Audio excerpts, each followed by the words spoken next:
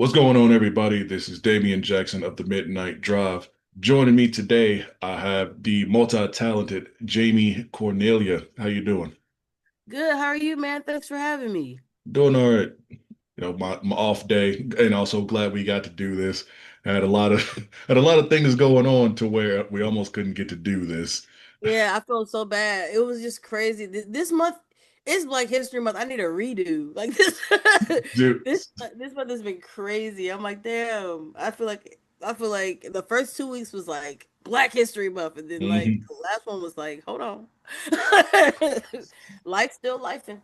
But yeah, no, I'm glad we got to make this happen, and I appreciate you for even like seeing me and seeing it. You know what I'm saying, and wanting me to be a part of this. Hell yeah, no problem. I like all the people that I've had on the show. Like I've found a lot of people through Instagram. That's how I'm trying to try to use social media positively and for my benefit. And I've actually met you before, so I have another Instagram for another thing. And I originally, it's like I saw you on my rock page. You were talking about how you were doing like a collage with like the Jet magazines and all the other Oh stuff. yeah, yeah. Uh, That's then I just then like found the music, but apparently I originally saw you in a June Jizzle reel. Oh, that's funny. Shout out Jim Jizzle. Yeah. That was fun. That's the homie. He does like radio stuff with he did radio stuff with Future Surf Radio, and that's my homie. So like we just all like linked up from there, and he was out in LA and like trying to make content, and I'm kind of like similar to you where it's like I'm trying to utilize social media positively. I feel like I've always had a positive relationship with social media, but I'm trying to more so collaborate more because I'm the type of person that does so much by myself that sometimes I'll forget to reach out because I 9 times out of 10 can do it. Hmm. Um, and so I've been like making it a goal to like collaborate with like music, art, socials, like reels, content with the homies. So that's what's up. Yeah, Yeah. Jim That- Jones was funny. I've watched all his stuff. I love like the remixes he does and different stuff. I wish I need to get on his Patreon because he has that one uh I can't remember the anime, but he used the corner by Common for one of them. I'm just like, oh, I need that beat so bad because it was Yeah. just nice. But yeah, I'm also in the same boat as you where I do a lot of stuff alone. Like outside of me being a radio host, also I'm a DJ. I've been doing it for almost 7 years, and I've been doing it mostly like on my own. And I know the whole thing with especially with being a DJ is you gotta network, you gotta have content, you gotta do this and do that. And I'm just like, as someone who I honestly hate social media a lot, I'd rather go back to word of mouth being like, hey, you know this DJ, he's over here, or blah, blah, blah. Like I'd rather do that than making like all these different clips and reels and stuff and hoping people see it. But Yeah.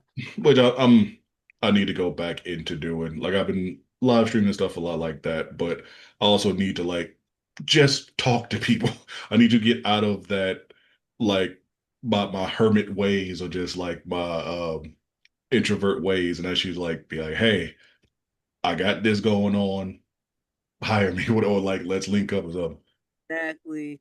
Yeah, I was just talking to two people on social media today, and they were like, they were saying some really cool stuff, and I was like, damn, I needed to hear this because I'd be by myself, head down, like, I mean, not by myself. Thankfully, I'm married and I have like friends and shit, but when it comes to like working on stuff, I'll be like locked in, like Hmm. zoomed into that thing, and then like you kind of forget like people see you, you know what I'm saying? So I definitely feel that. I kind of treat social media like a show and tell type of thing.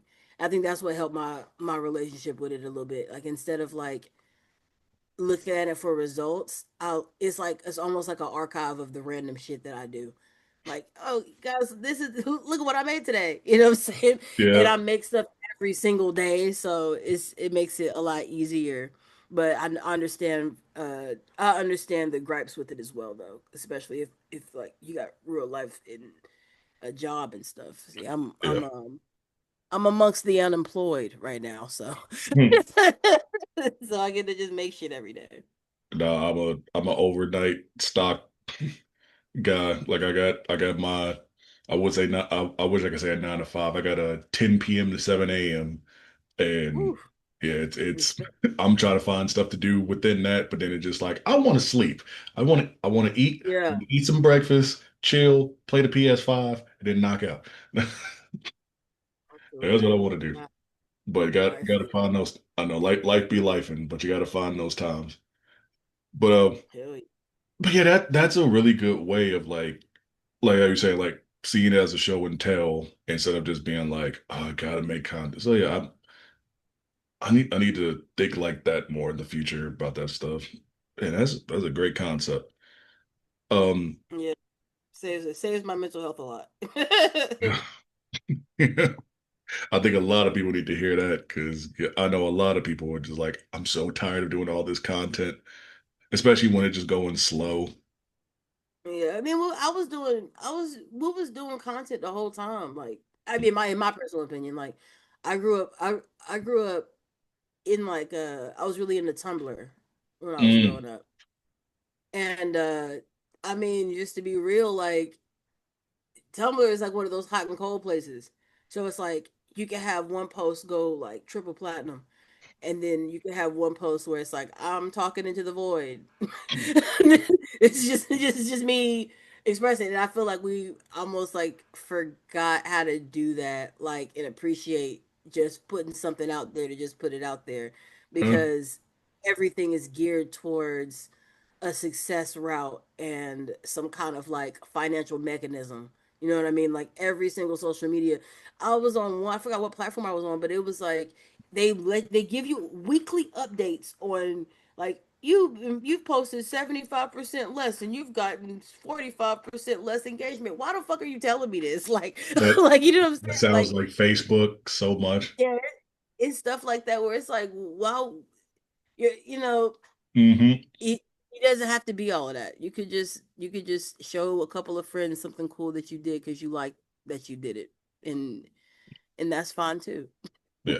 It's like social media, they try to make it like a weird game. Like I think that is Facebook because I get that here and there when I get on there, and it's like, Mhm. oh, you haven't posted, and this was your last like this post got this many. I'm just like, I don't care. Like I barely use it in the first place. I'm about to get rid of it, honestly, and I'm just like, I just want to see some funny stuff, and then like the random thirst trap that they have on there sometimes and then see if my people's are okay.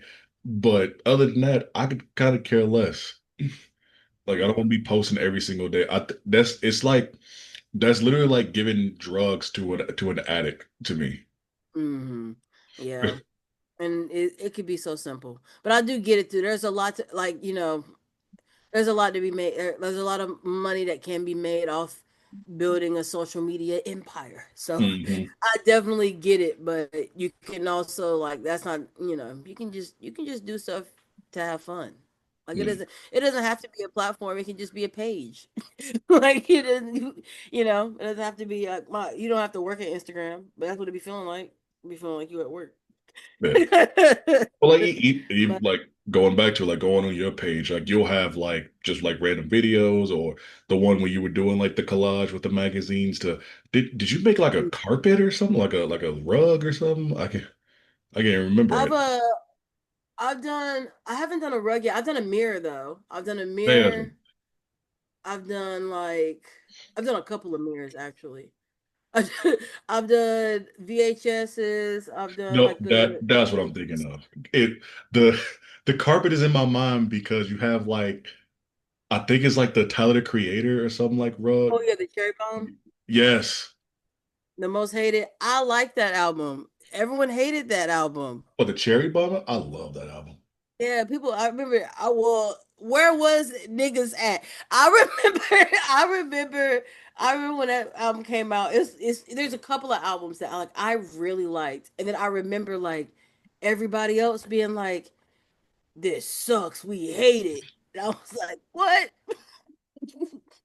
But yeah, I remember that album like not getting love at all. I really liked that one. I feel like it had a lot of like really crunchy synths, and I'm addicted Mm. to distorted synths. So I Well, was a it was kind of like him getting away from like the super dark stuff, which I like. Cause I'm like, I listened to Tyler since he came out. Like I was 16, 17 when like yeah, Yonkers came out, and hearing him say like all this like crazy stuff. And then yeah. even now, he couldn't be the same as he was back then because he would for sure be canceled.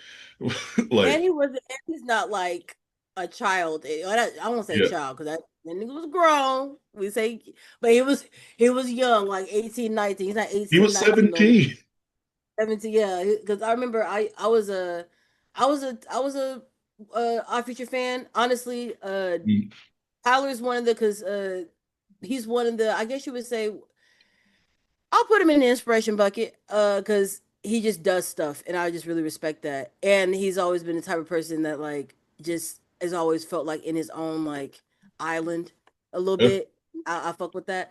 But yeah, when Tyler came out, I was in high school too. I was speaking of Tumblr, I had a picture of a friend because I had a friend that kind of looked like Tyler the Creator. Kind of.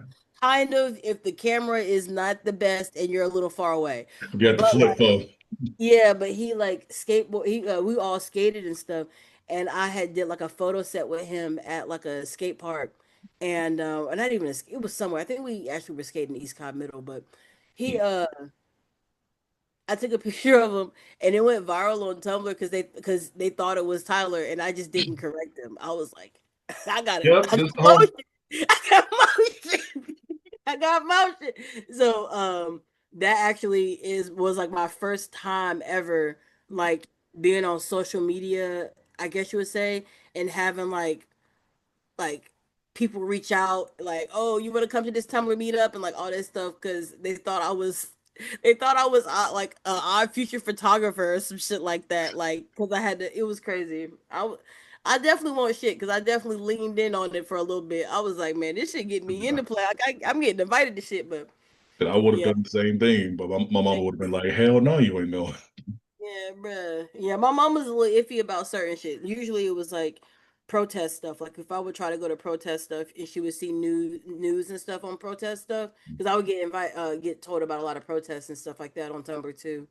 And if I want to go, she'd be like, "Oh no, they shooting niggas. You're not going." Like like she was dead that. But Yeah, uh but yeah, I still made my way out to some shit. Yeah, shout out Tumblr. It will never be the same. We'll never have another Tumblr. I want is it everyone still to be around? I thought it got like shut down.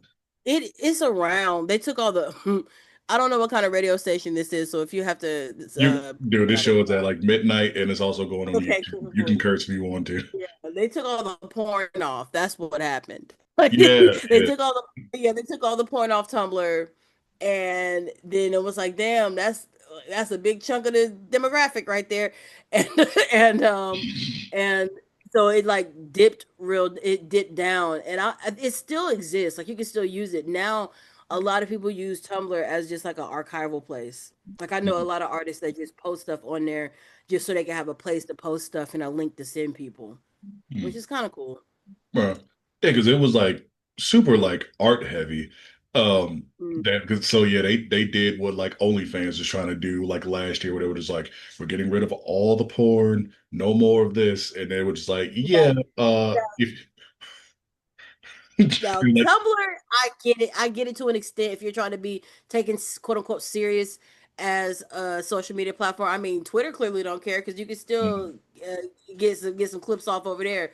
But like, if you want to be taken seriously as a social media platform, I understand the concept, and there's a lot of safety. things around there because a lot of young people were using Tumblr and things like that.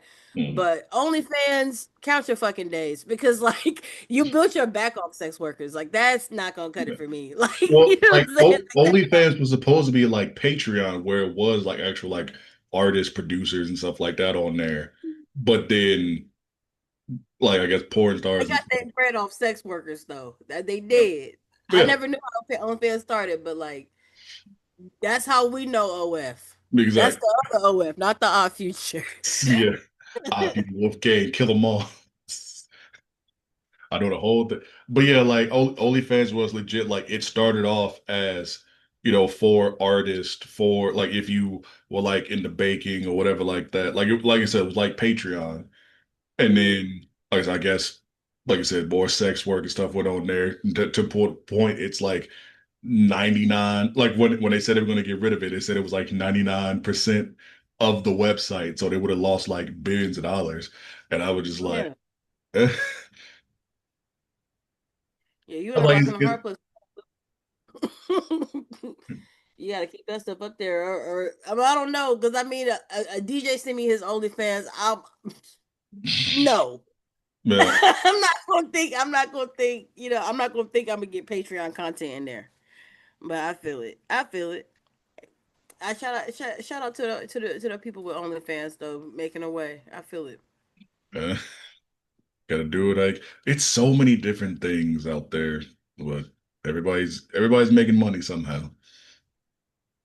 Yeah, trying to at least. I feel like because we just in a weird place in our economy right now. So it's almost like gig work is almost better than a lot of places because then you can like you I don't know. It's just a lot going on.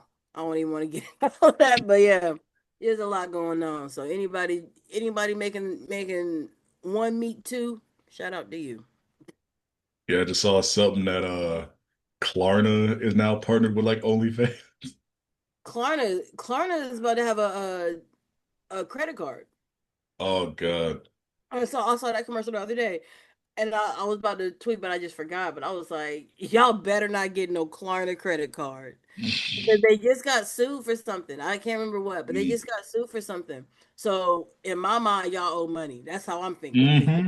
company owes money. So now we got to do something else to get money. And all of this economic stuff is passing along debt and finding a sucker.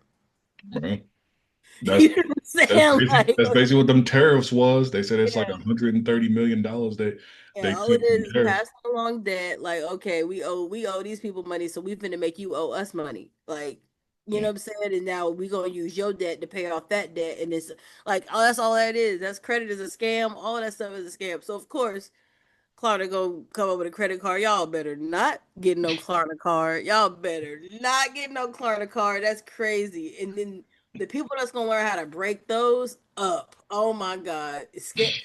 The scammers, Atlanta and Florida finna go crazy when the Klarna card drop. New Yeah. York too.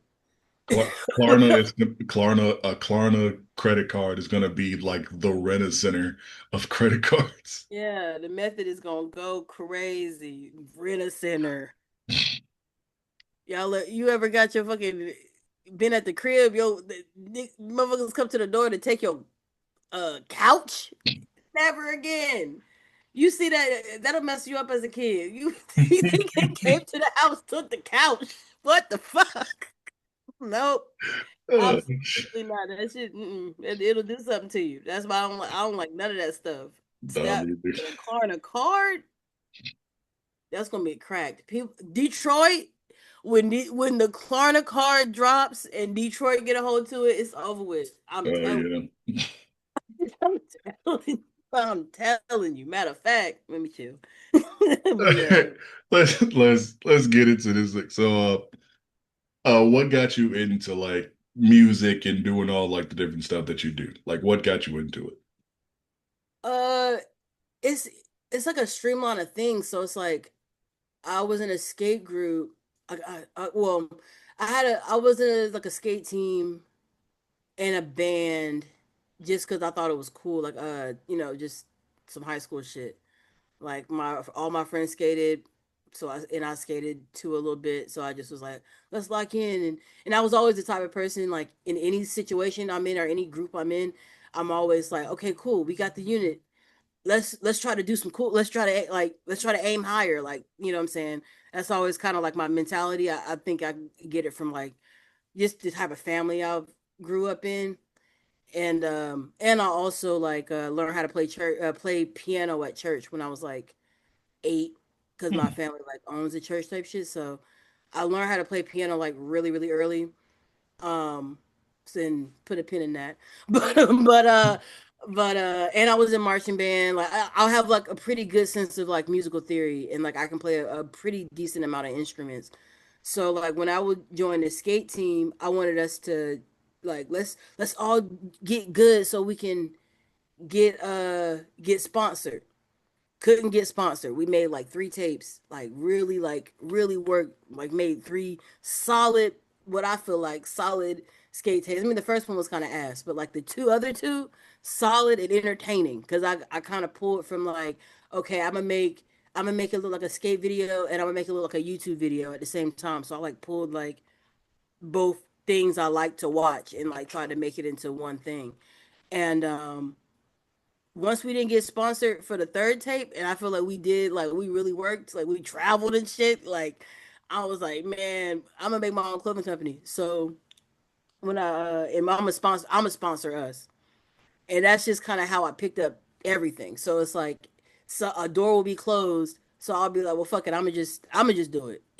You know what I'm saying? I'm gonna just make the door. You know what I'm saying? Like, so yeah, so I made a clothing company, and then making a clothing company, like learning graphics, I learned graphics and in computers for the modern world at school. It was a class that was teaching us how to use different programs on the computer. And I learned how to use Photoshop and Adobe Illustrator. Started making t-shirts. That got expensive because you need about $500 to print. And I'm a teenager. I'm a lifeguard. My job is in the summertime. So then you know what I'm saying? So then I'm going to the thrift store and figuring out how to resell stuff I found at the thrift store so then I could buy more shirts to print more shirts. Then it just got too expensive. So I was like, we can't afford paying people to like take our pictures and do like the video stuff. So I started stealing the cameras from the ROTC room because I was an officer and they trusted me. Hmm. So I had already gained their trust. So, and I was public affairs officer anyway. So I was the one that was making the flyers for different things or making the little videos that we would have to send to submit for drill team submissions and stuff. So I knew my way around Windows Movie Maker. I knew my way around Adobe, Photoshop, Illustrator. So boom, I was like, okay, um, I'll just do all of this. I'll do the whole thing. You know what I'm saying? And so I learned how to do all of that. And then, but then like my skate team had started getting a little like popular in our area. And we had even got hit up to be in a Jacquees music video. That was Oh, crazy. wow. They were doing like a Project X music video, Hmm. and like I've never seen it. I actually don't think it came out, but they did like a Project X video. It was like Jacquees and like Travis Porter, and I think was the feature, and they Hmm. had us like skateboard in throughout this mansion that they rented out. And so I was like, yeah, we're up. Like, you know, we're making you know, we damn near famous in my mind. And then that's whenever Tyler the Creator got popular. That was my senior year of high school. And yeah, my junior senior year of high school. And my homie, he to everybody looked and sounded and acted like Tyler the Creator. So like he just like we went from just like kids in school that did stuff that nobody else did. So we wasn't really that lit to like random quote unquote cool kids wanting to hang out with us because they had discovered Tyler the Creator and now they want a skateboard friend. And I was like, yeah, we're using this to our advantage. So that's whenever I cranked up making more shirts. I'm like, yeah, we gotta, make more shirts. We got to do more shit. And then like one of the homies, Cosflow, he was in the skate team. He could rap like really, really good. Like he was like, you could. This nigga was finna be on to me. He could rap good, and then there was this other kid in my school, Perion, who moved to Harlem and blew up. And he got reblogged on Tumblr by like ASAP Yams and like went crazy. Mm, Went on tour with ASAP Rocky and like all kinds of stuff. He just was caught in the middle of some bullshit, so it didn't really go. That went in a different direction, but mm, um, I I remember like I was like, yeah, guys. I remember one time we all hung out like skating and Cosmo was rapping. I was like, yeah, we gotta film him rap as much as possible. Like I was like, we gotta film him rap, and we gotta find somebody who makes beats, and like we gotta do this. So we like put a lot of energy into to Kasim rapping, and then other members of the group wanted to like we're all in the studio, so we're like, oh, let me try to make a song, and we were all listening to Odd Future, and there's another group in Atlanta that was popular called Ilmont that kind mm, of was like giving the same kind of energy, so we were like, yeah, we can do this shit too, like fuck it. So we all that's how I got into music technically. Like I was already in marching band. I was already in a couple of like my friends garage bands for fun. Like I was in um two bands in high school that really didn't go nowhere, but it was still fun making music in my friend's garage with them. We just couldn't afford getting shit recorded. mm, And but yeah, that's kind of how I like got into like making music and taking it seriously, but also like doing all the stuff that I do too. Like just being in that group and like us trying to figure something out and be like, okay, well, fuck it. I know how to play the piano. Zaire knows how to use Fruity Loops. Like, I'll just make it make noises and then have him sample it on like on FL. And then one of my homeboys, I'm not gonna. He's still my homeboy to this day, but he act like he don't like people to know this, so I'm not gonna say his name. But if he happens to hear this, he'll know who I'm talking about. I had a homeboy in high school that was signed to like a Christian like label. Like he was signed to like mm. the same label as like Lecrae, which is a big gospel rapper. Yeah. So he had access to like real studios, and he knew how to really make music sound good and stuff like that. So linking up with him and taking the music that where it's like we're just like all bullshit and like making just the silliest music. I think my first song was like Broke Riches, and it was just about being broke but being rich at heart. You know what I'm saying? It was like being broke but still enjoying life. Like I was rapping about like Adventure Time and bullshit. Real Some Odd high Future. school shit. Yeah, real high school shit. So, but yeah, but then like if I fast forward because I've done a lot. But if I fast forward, um, that experience and like learning from someone who was in the label side, so they taught me how to like, make like, oh, here's how you organize your tracks and turn this down whenever y'all do that. You know what I'm saying? Like teach me how to make the music sound better. Um, I in turn like since I had all that experience making like skate videos and stuff, I felt like a skate video and a music video. It was this Earl sweatshirt video. Speaking of Odd Future, not this being the Odd Future episode. Mm. There was an Earl sweatshirt video. I can't think of what it was, but he was just like getting what appeared to be a haircut, and then they all like drank something, and then at the end they were all like It's throwing up. it's the video for Earl where they drink Death Yeah, Wish. I remember seeing that music video specifically, and I was like, bro, we can do this shit. We can make music videos and all kinds of shit, bro. Like I got the cameras, like. Mm, Um, yeah, and then my graduation gift, I got my own camera, so no more stealing from the ROTC room, and I started like shooting my friends' music videos. mm. And then I tried to get I had a song of my own. It was kind of weird, but I liked it. Fuck it.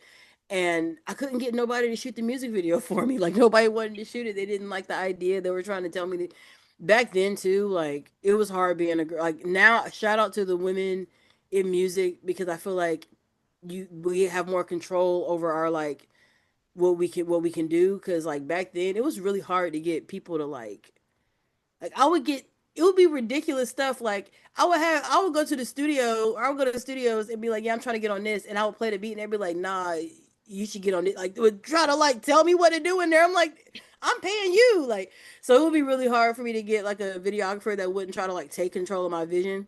Mm, So I was like, well, I got a camera and I know how to edit. So all I need is a tripod, and I started shooting my own videos. And shoot my own videos and like learning special effects is how I got into like getting an internship and um shooting other people's music videos around the city, and I just locked into that for years. Um, but yeah, honestly, like the whole thing, like, cause I could go on, cause I'm grown as hell, so I got a long ass story. But like long story, a little bit shorter is every situation I've been in when it comes to like making stuff, it's just been not taking no for an answer, honestly, and really wanting to do it. So it would be like, okay, I'll just learn how to do this. And this is before, like now you can look up how to do anything. yeah. I was using programs you couldn't even look up tutorials for because I couldn't afford Adobe. So I was like I was cracking Sony Vegas, and no one had Sony Vegas tutorials on YouTube. That was not a thing. Mm-mm. So you know what I'm saying, or like just different shit like that. But yeah, I just like I love making shit, so I just be making shit. I could have just said that, but I wanted to give you a nice little saga. I mean, I like the saga because man, that is like some Swiss Army knife like stuff where you just like I'll do this and I do this and I do this and I do I'm like man, like you if somebody ever needs something like we go on her.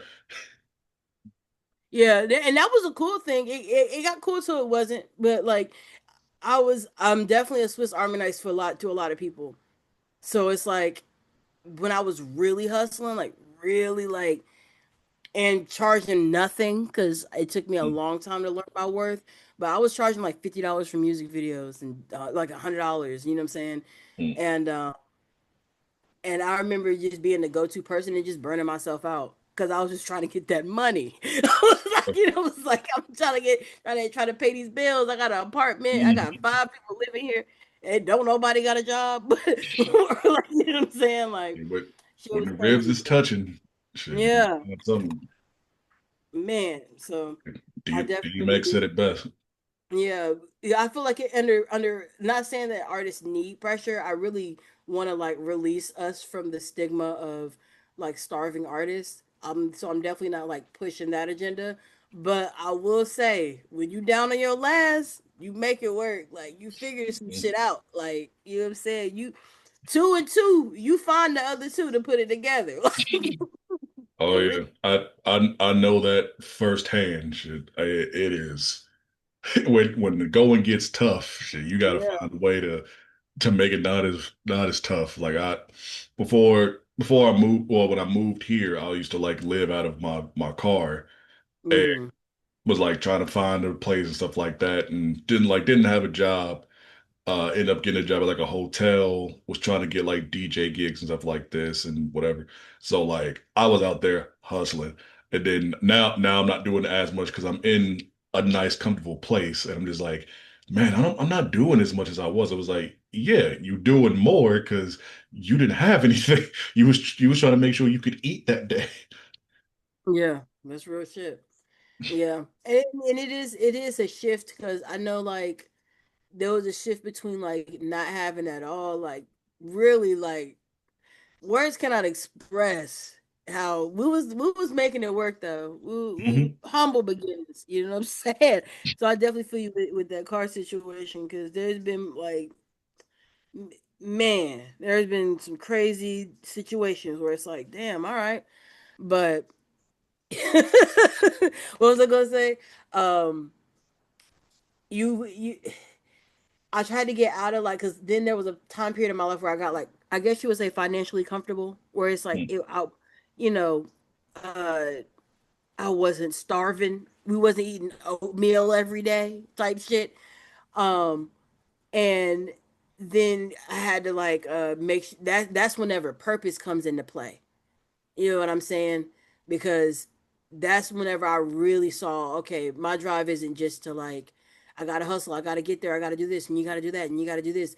Is you really want to do this? That's kind of that point. Whenever like seeing what there's a my favorite movie, one of my favorite movies. I don't like to give nobody the crown, but one of my favorite movies is Office Space. And there's like, Yes.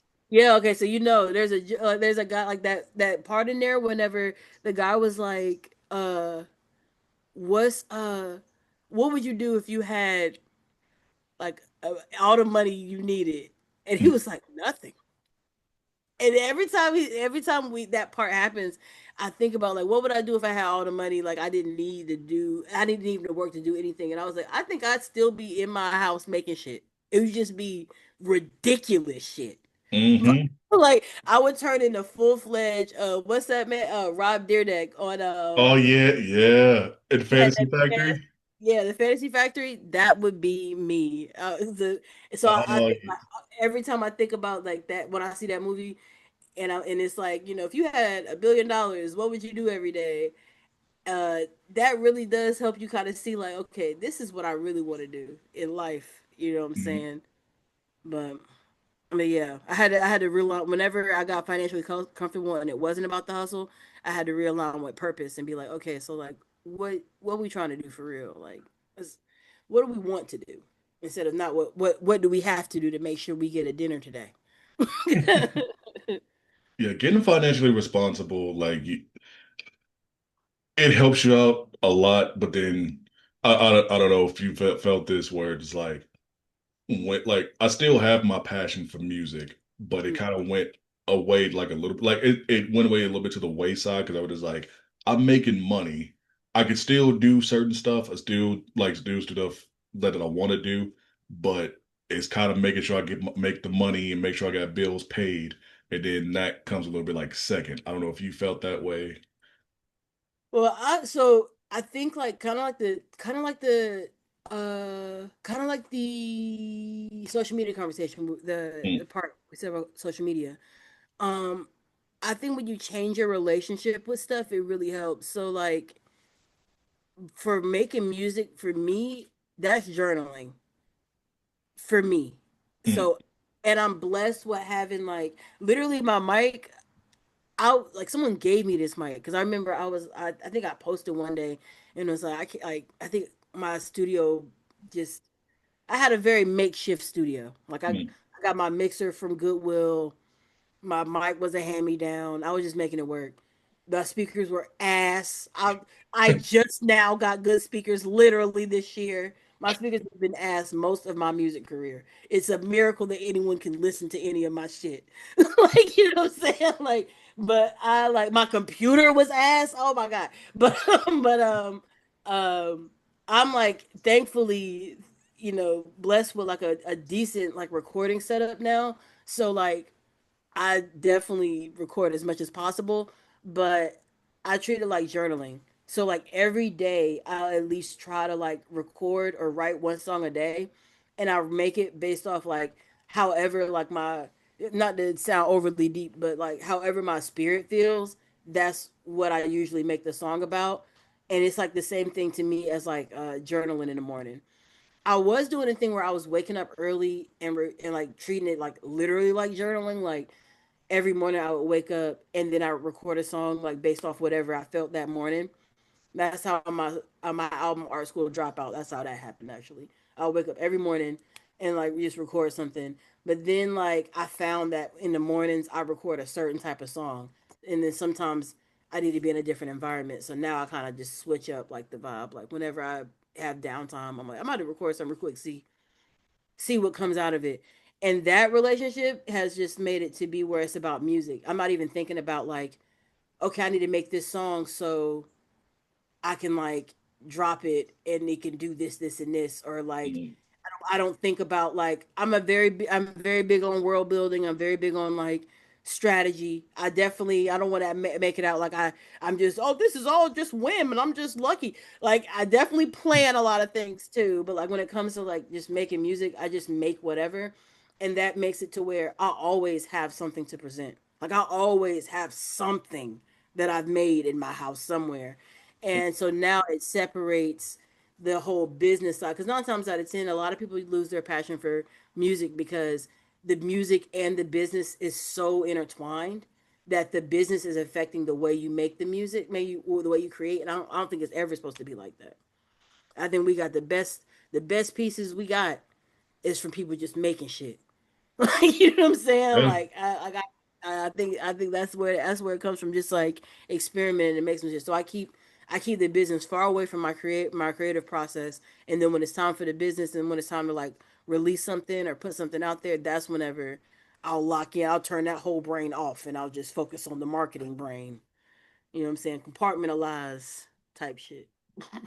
How you talk about that is how I hear like a lot of comedians talk about, like doing a special and then running all these different shows and stuff where, even they said like they can burn out, doing so much, because if you're doing all these different shows, then you try to do a special and then going out and doing all this, like it's a lot of people who, they'll do like a couple shows a year to get up to like a big comedy special and then Mm, kind of like lay like still writing jokes and stuff like that, but not always trying to have something like every year because then you just around too much. And it is that saying of let people miss you type of thing. mm, Like you already have this established. You don't have to be like in the public eye so much. that's real. So Uh, I've always respected comedians because like musicians were so lucky. Like I can make a song today about being just like pissed off, and then I can make a song tomorrow about being in love, and then I can make another song tomorrow that's kind of quirky, kind of funny. Comedians are like funny all the time. Like I just couldn't like you know what I mean? So I could yeah. imagine like having to lean on that side of yourself is probably very draining very fast. Cause I personally think comedy and horror, like scary stuff, those two are like the hardest thing to write because funny is subjective, scary is subjective, and you got to be it all the time. Like that's crazy. I had a homie Phoenix. I lived in Phoenix for like a little while, and Phoenix has a really big comedy scene. Phoenix is an interesting bubble, is what I tell people.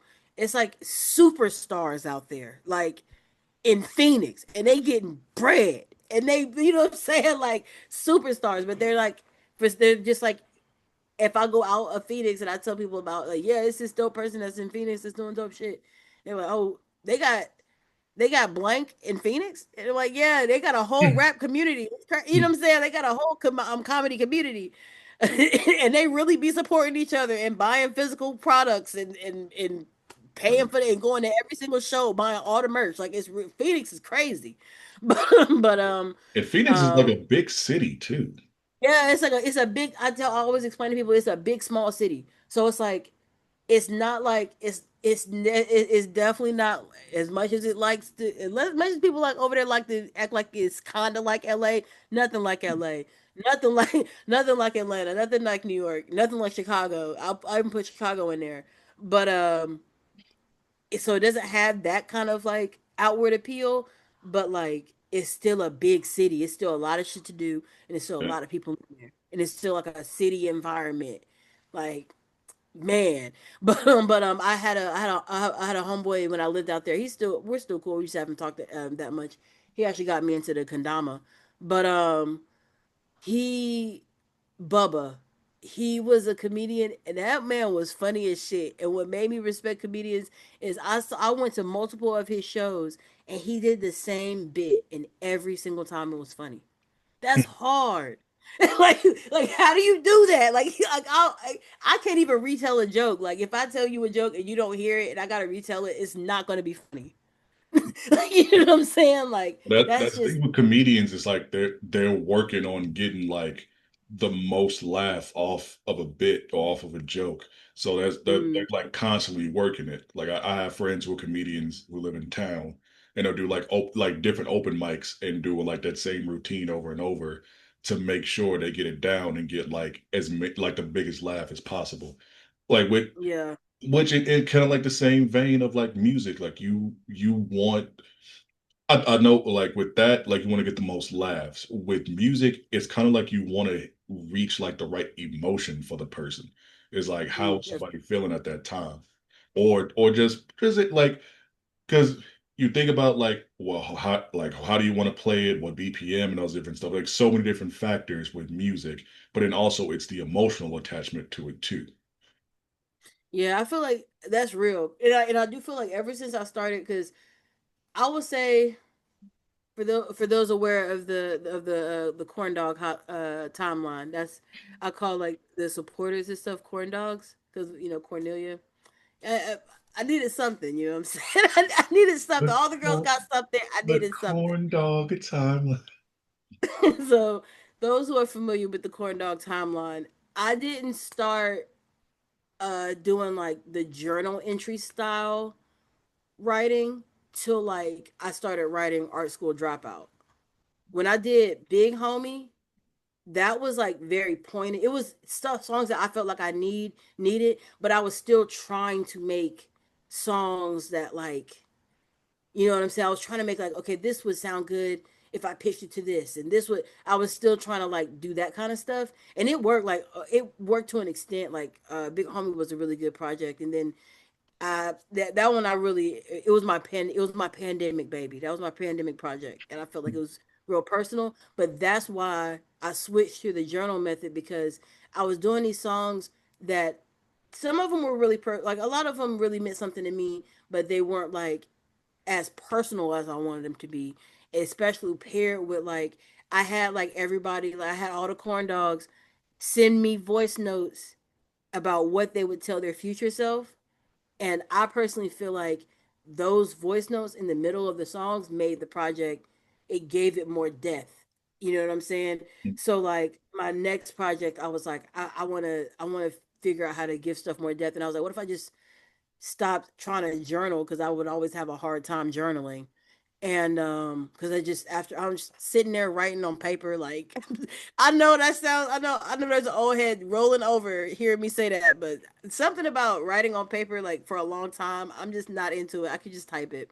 So I so I got into like recording and like writing stuff out and then recording songs around what I write out. And that emotion part, it's easier for me now to like hit a certain emotion with music, especially when I'm performing music, because I'm starting from an emotional place instead of starting from a strategic place and then having to constantly upgrade the strategy. You know what I'm saying when it comes to a song? And I know how to do both because, like I said, I was in marching band, and working on a show is kind of like that.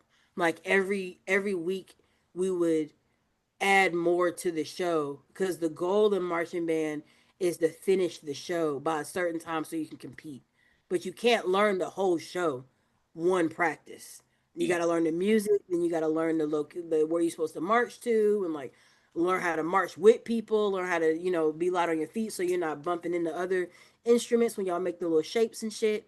But like marching band taught me how to like work a song and make doing all of that. But the journal thing about making music, that unlocks something. I can't wait to really perform again because I feel like it's gonna be a whole different, because I've been kind of slow on performances. I haven't been taking too many, but I'm excited to really perform again because I feel like doing it like a journal, you're gonna hit that, like you're gonna be able to switch to that part and you're gonna remember where you actually were in life when you wrote that song, like you know what I mean.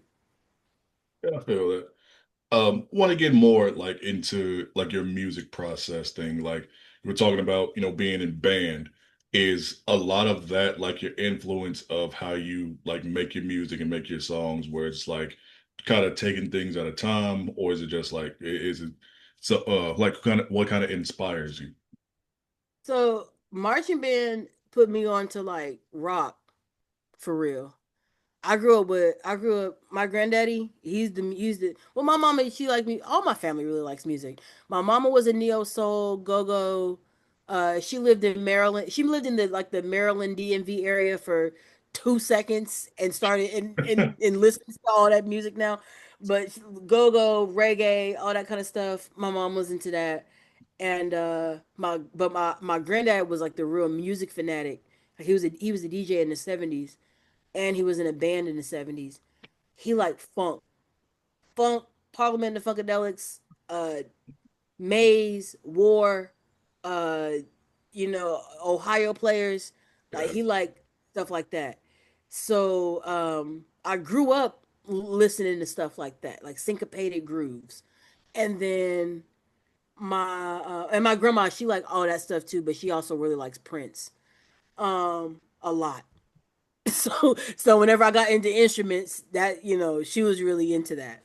But marching band is how I found we my freshman year we did a Led Zeppelin show.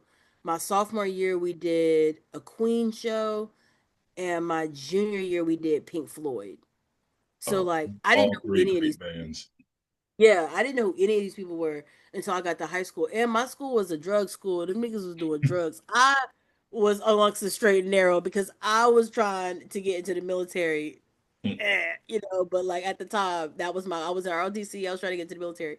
But but I had a lot of friends who did like acid and like ketamine, all kinds of shit. Gee. But they would like I remember I ain't gonna draw stitch, but I remember we were at somewhere we weren't supposed to be, and my friends was doing acid, and they was watching the wall on acid at this place we wasn't supposed to be, and that was the first time I saw the wall, and I was like, "Oh, we're marching this," and everybody was like, "What? That's fucking amazing!" You know what I'm saying? Like, they were like thrown off by it, and marching band more so influences like showing me a different side of music that I wasn't going to see. My granddaddy, he don't like psychedelic rock. Actually, he it's something about the writing for him that he doesn't like. He doesn't like the way most songs are written. Uh, well, most of their songs are written. He feels like it's like empty poet, like false poetic stuff. You know what I'm saying? He was like, you want to hear that real shit? You got to listen to these niggas. You got to listen to Earth, Wind, and Fire. But that's where I got that kind of influences me more. It's like the abstractness of like psychedelic rock, Mm. and from that, and then like my actual like cadences, I feel like it's because I was in marching band and because of how many instruments I play. Because I can't listen to I can't listen to the beat while I write. I have to hear the BPM and then not hear anything, and then I write like I'm writing like music almost. So it's like I hear the main vocals, and then I'll hear like where I want to put like little ad libs and harmonies and stuff like that. So I can't like make that up in my mind and hear the song at the same time. You know what I'm saying? So I guess that's where band comes from. But I also grew up in church and played instruments there, and like was in the choir, like the choir thing. And I'm from a generation where the gospel music was lit. First off, Kirk Franklin Yep. was producing his ass off, but Hmm. also it was a lot of like dance troops and stuff like that. So you would have like people doing like them gospel dance shits at church, and they would be dancing like this shit kind of lit. You know what I I'm saying? know exactly what you're talking about. Shit kind of lit. We up right now. Yeah. So I feel like I learned how to like honestly like put on like not to say it's a show, not to disrespect Christianity or anything like that, but I definitely learned how to put on a show from growing up in church because that was put on a show, same Hmm. show every Sunday. You know what I'm saying? Like the openers, the headliner was the preacher. Like you know what I'm saying? Like it was a show, so I learned how to like put on a show there. So it's kind of just like a combination of both. And then skating too, you kind of run into it. Watching skate videos, you meet a lot, like you learn a lot of genres and shit. And I never got into video games, so I didn't get the luxury of like finding out all the cool bands from Guitar Hero like everybody else did. Uh, you missed out, like especially being a skater. Like Tony Hawk was right there, because that Yeah. I think I, for I, you said you play what? like the Tony Hawk games, I would say like for a lot of us, like black nerd and black alternative, like that's how I Mm, got into like Sky and like Rage Against the Machine and Primus and stuff like that, like all these different bands. Promise Spot. Yeah, I found a lot of bands out too through LimeWire and like Yep. FrostWire. Oh, Like I know. I would just type a genre in. Like once I started really get into it, I would just type a genre in and just download all the viruses onto somebody else's computer. Yeah, this is the second conversation I've had about LimeWire. this month. It is black people know about this stuff. Like I had LimeWire, FrostWire, all that stuff. Yeah, FrostWire no, wasn't no. as good. Yeah, Frostwire was like when LimeWire was acting up. I think like Mhm. whenever there was like under investigation or something, when we Yep. all had to go to Frostwire, and then since Frostwire wasn't that good, it's either you just said fuck it and like stop trying, like moved on from the pirating lifestyle, or you got on Pirate Bay, you got on like all those other stuff, and now even that kind of stuff like my wife is really big into these kind of things allegedly.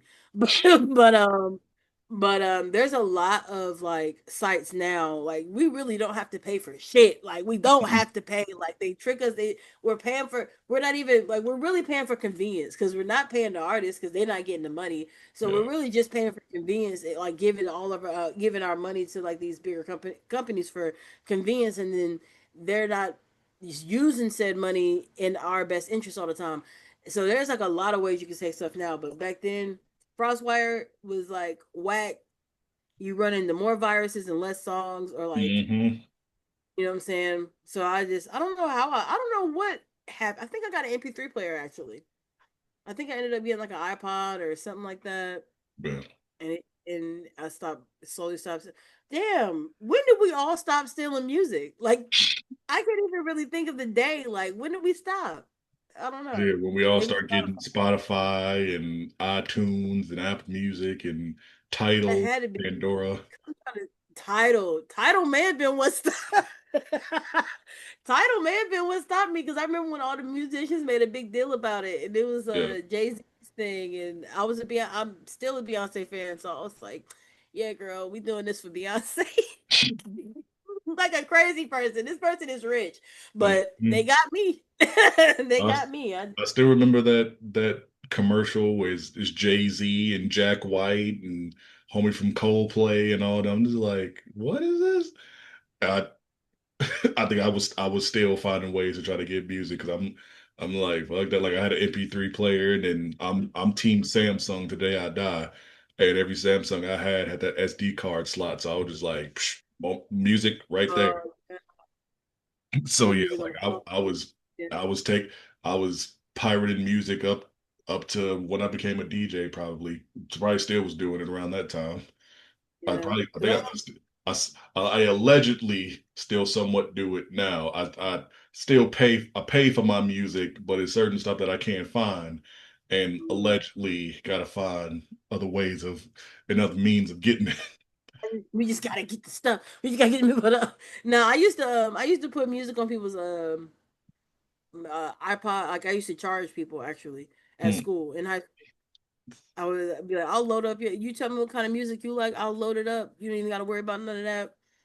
Which is And I crazy would charge. because I'm like, if you had iTunes, they had it to where you could put like local music on there, just like drag and Mm, drop it and move it. Because I had to do that with my mom because she had like an iPad, and then my dad had an iPod that I don't even think even still knows how to use, and like having to do that so many times, I'm like, this isn't hard.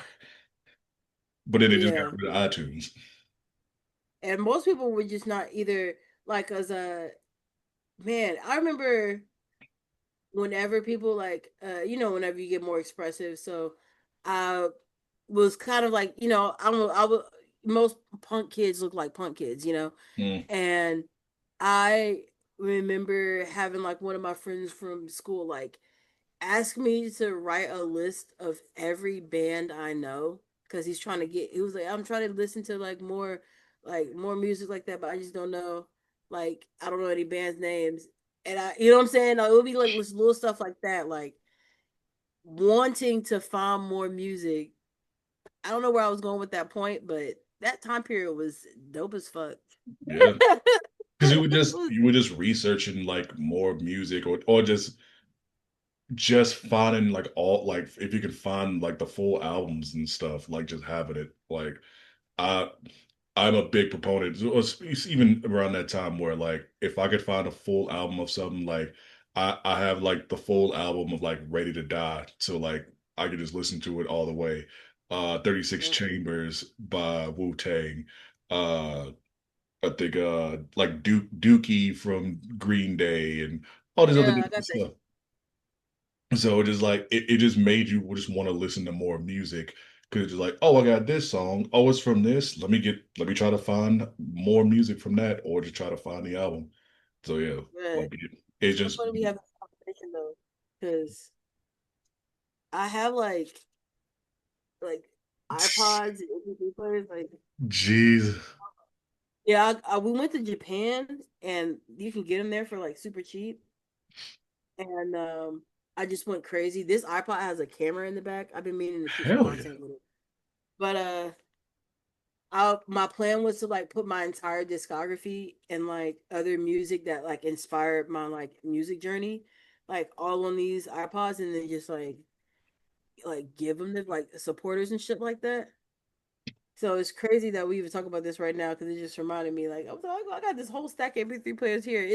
It's interesting because right now I feel like people are looking for ways to detach from so like you know what I'm saying, like use social media like where they want to use it, but still people want their bullshit area. They want somewhere where they Mm, can have fun, and I think the analog movement that's going on right now, although it is expensive, it's an yeah. expensive hobby, but it's cool to like search for things and find them. I think that's going to be like a big wave, and building community hubs of where we can share information is going to be a big wave the next few years. So like I feel like that time is about to come back. Like people about to want to know about uh people about to really want to like lock into finding out about music and like all that stuff again. Yeah, I wish we can go back to just CDs. Like that's what I know everybody's doing the vinyl stuff right now, but like buying a vinyl is like $50. I'm just like, Jesus. I'm like, I Yeah, want to go back to CDs. Just having that big ass case of CD. and I have a CD burner. I'm supposed to be talking to. That's so crazy. I have a CD burner, and my homie was talking about doing this thing called CD Club for a while. I'm gonna see if he like is really trying to push that because that's real. That's real. Like make like there was this I cannot remember what this magazine was called, but you would subscribe to it for like super cheap, like $5, and every month you would get a playlist, and but if you paid a little more you could get a CD of the playlist, and they were like burning the CDs themselves, and it was like real real hipster shit going on, like the unicorns, um uh, what's that band that made 21 at midnight? I can't even think of what they're called. I used to be my shit too. Chester Exactly. French. That's how I discovered Vampire Weekend. Mm, With Contra because they had Contra on there. Like there were, it was that was such a cool concept. Like because you could get the playlist if you were like, oh, I'm not interested. You could buy it on Bandcamp, or you could get like the actual CD, and they were burning the actual CDs. It was so cool. But I really do think we're getting back to that because we're broke. So yeah. as a Well, community, I don't even think it's because we're broke. It's the fact that when you are like an artist and you putting stuff on Spotify, you're not making that much money. And yeah. so now people are like, what a lot of people so like when I'll say when like we were growing up, like I know the biggest thing was like people trying to get on American Idol. Mm-hmm. And the people was like, yeah, if you made it all the way through whatever got to get on the show, you had like your 15 minutes of fame on there, and then whoever won, yeah, they got whatever. But then you really didn't see it. It was more the people who they went on the show, they didn't succeed, or they got taken off or whatever, and then they were getting on MySpace and posting music or doing whatever, like the Kobe Coles, the Chris Daughtry's, the et cetera, et cetera. And I think that's now what Bandcamp is going to be. Is like I think you're going to see a lot more people getting away from Spotify and Tidal and whoever else, and just be like, hey, if you want to support me, come to my Bandcamp, come to my Patreon, come to this, that, and whatever. And spend five, $10 or whatever, and you can get music, you can get merch, you can get all the different stuff, and it's going straight to them. Yeah, I had a good run with Bandcamp. I don't use it as much as I should. But well, I put every single thing I drop on Bandcamp. But around the time I dropped Art School Dropout, my Bandcamp was going crazy because I had a friend that worked there, and he was Hmm, like able to like I'll throw your album to one of the because they do like articles and stuff. hmm, And he wrote an article about my project, and it really helped a lot. Shout out, his name was like John Morrison, and yeah, he helped a lot. That was really nice, and it's cool because that's when I learned that Bandcamp has like a really active fan base. They had to be because they're on there buying music for like they're intentionally buying music, like you know what I'm yeah, saying. So they're intentionally looking for artists to support directly. So, and I think they just did the thing where they're like making it like where you can't put AI music on there and yeah. stuff. They were the first one to announce it. So they're gonna like attract a particular type of fan base that's gonna really want that's really gonna value uh art in a certain way. Hmm, So I'm excited to see that. I do kind of am leaning more so now. I'm 50-50 on using something like a Bandcamp or just making a really cool website and putting your music on there directly because we have the tools to do that now. hmm. But yeah, I think at the end of it all, um, I just think we're going to see more DIY stuff in general, like not just direct to consumer, but like people making CDs and people printing shirts and making things by themselves because usually whenever we have like we're in economic crisis, we get a little like resourceful, and I feel like I'm seeing that a lot. Like I'm seeing a lot of people like, okay, like I can't afford to print a bunch of CDs, but I can buy a pack of CDs and decorate them with stickers and make a little booklet and here you go. Like I've been seeing a lot of people make like mix CDs or like their own kind of CDs and stuff like that. So I don't believe they were going to get like CDs. Like I've been seeing so much stuff on social media where it's like little flash drives that can go into your phone, and it's like also a business card too. Like oh I'm yeah, seeing like I'm seeing stuff like that where it's like super cheap. It's like, $40 for like however many of these like flat like USB-C flash drives that flip out and do all this stuff, connect to your phone. It'll have the full thing. It'll download automatically, or you can put it to your laptop and whatever. Like I think you'll see a lot more. You might see like more physical stuff of like CDs, mm, because if people just want to spend the extra money on CD, I would love to have have more CDs. But mm, I think it'll have that bit of both. I think with that, it's what I've seen. It's more of like on the rock side of like punk scene and stuff, where it's a lot of like CDs and stuff.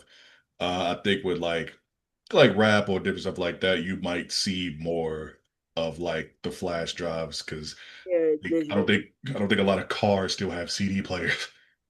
Yeah, and it's interesting because like it's I just that's another part of my I guess journey I didn't even bring up is like being in bands because the biggest band like the band I spent the most time with that we did like we went I guess you would say the furthest was a Howling Star, and when I was in Howling Star we started Punk Black, which was like a alt black um like platform. We would throw like shows and stuff every month, Hmm, and I just my doing my stint with Punk Black, and that's actually who I did the collaboration with the buttons and collages and stuff for Black History Month. But they through Punk Black, I really got to dive a little bit more into the punk community, and I wish and I hope and I feel like there are pockets of rap that still that are doing this kind of stuff, but like I got so much of my marketing and just how I create from like being around like punk artists. Like they're the ones that taught me how to set up a merch table. They're the ones that taught me how to, you know what I'm saying, like hmm, and really build community like a little bit closer than like gaining fans, which is unfortunately not all rappers. So I want to say that, but a lot of rappers it's more so about gaining fans than building community. Yeah. And whereas like a lot of punk, it's like you kind of gotta gain community because it takes a village to raise a band. Yeah.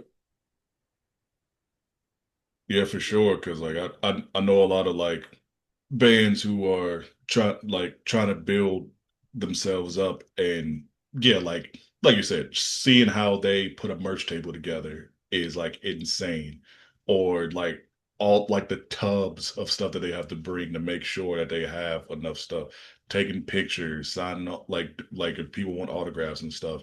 Um, it's a band who I actually saw out here who unfortunately aren't together anymore. They like disbanded, but I still talk to uh one of the singers who started his own band. Mhm. And when I met them, they were just like had like buttons and stuff. They're like pins and stuff you could put on like your bag or whatever. And it was giving them out for like $1, or if you just wanted them, I was just like, dude, I will pay you for this. Like you came out, you fucking rocked on stage. I was like, I appreciate y'all being humble, but I'm like, dude, take some money. Take some money. Yeah, I feel that. Right, yeah. And I remember all my shirts were I would go to the thrift store.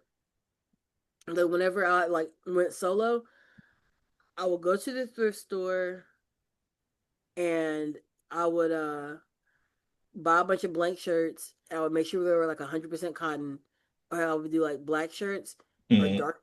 And then I would paint. I would just put my signature on all the shirts with like bleach, and that was my merch because I couldn't like because bands you got four heads, like four heads. I could print some shirts, and then I remember I was in my homeboys rap group for a little while.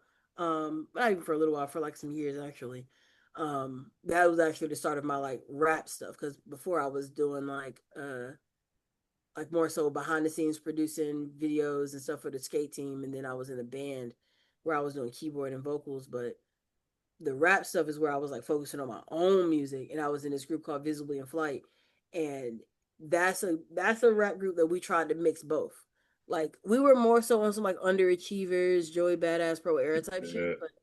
but we were trying to like mix like how like and then the guys were like really into like the hip hop like the person that started the group, his favorite rapper was like Nas and Wu Tang and shit like Mm. that.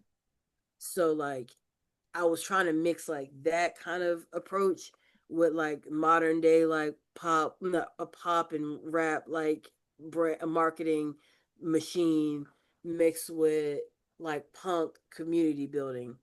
And it was fun, but eventually I ended up doing my own thing. But it was fun.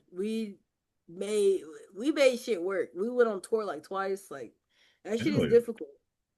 That shit is difficult to do, like as an independent artist. But I think right now, which I'm excited about, because I kind of took a little break for like just having a job, being grown, having a life.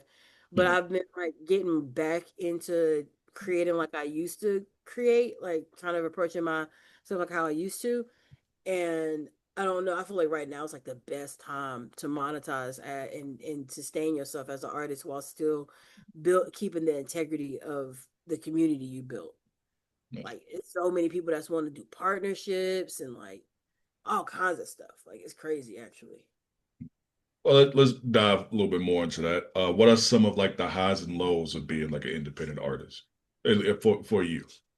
So I'm in an interesting spot because I'm thankful enough to have like access to like I know how to write grants. I know how to like present for an investor due to like the couple of years I spent in like the intersection of art and tech. Like I used to I used to do stuff in like Web3, which sucks. I hate that part of my life, but I do like that part of my life because I I met some really really really really unique creatives that like do some really cool stuff with like robots, like tech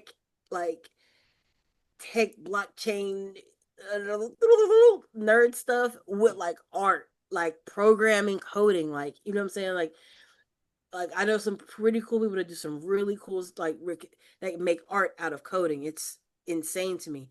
But and I'm not talking about writing prompts in ChatGPT and making a picture. I Mm, mean like actually coding, like the art of building a real website in an artful way. Like I mean like you know what I'm saying? Like real ones and zeros and slashes and shit.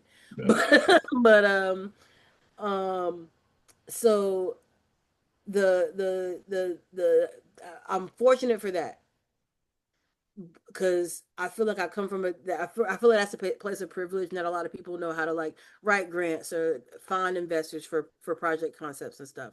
But I still pretty much do everything. Like I do most of my stuff by myself. You know what I'm saying? And like I film my own videos, edit my own videos, come up with my own concepts, write my own music. I co-produce everything. Unless like I got a couple of producers that I like Ricey K, Wino Willie. I don't need to touch they beats. They beats perfect. But but like most of my stuff I either produce or I co-produce. And I also have a 3D printer. I also have a printer for merch and stuff like that. Like I make buttons, like I make all my own merch. I come up with all my own concepts, all of that kind of stuff.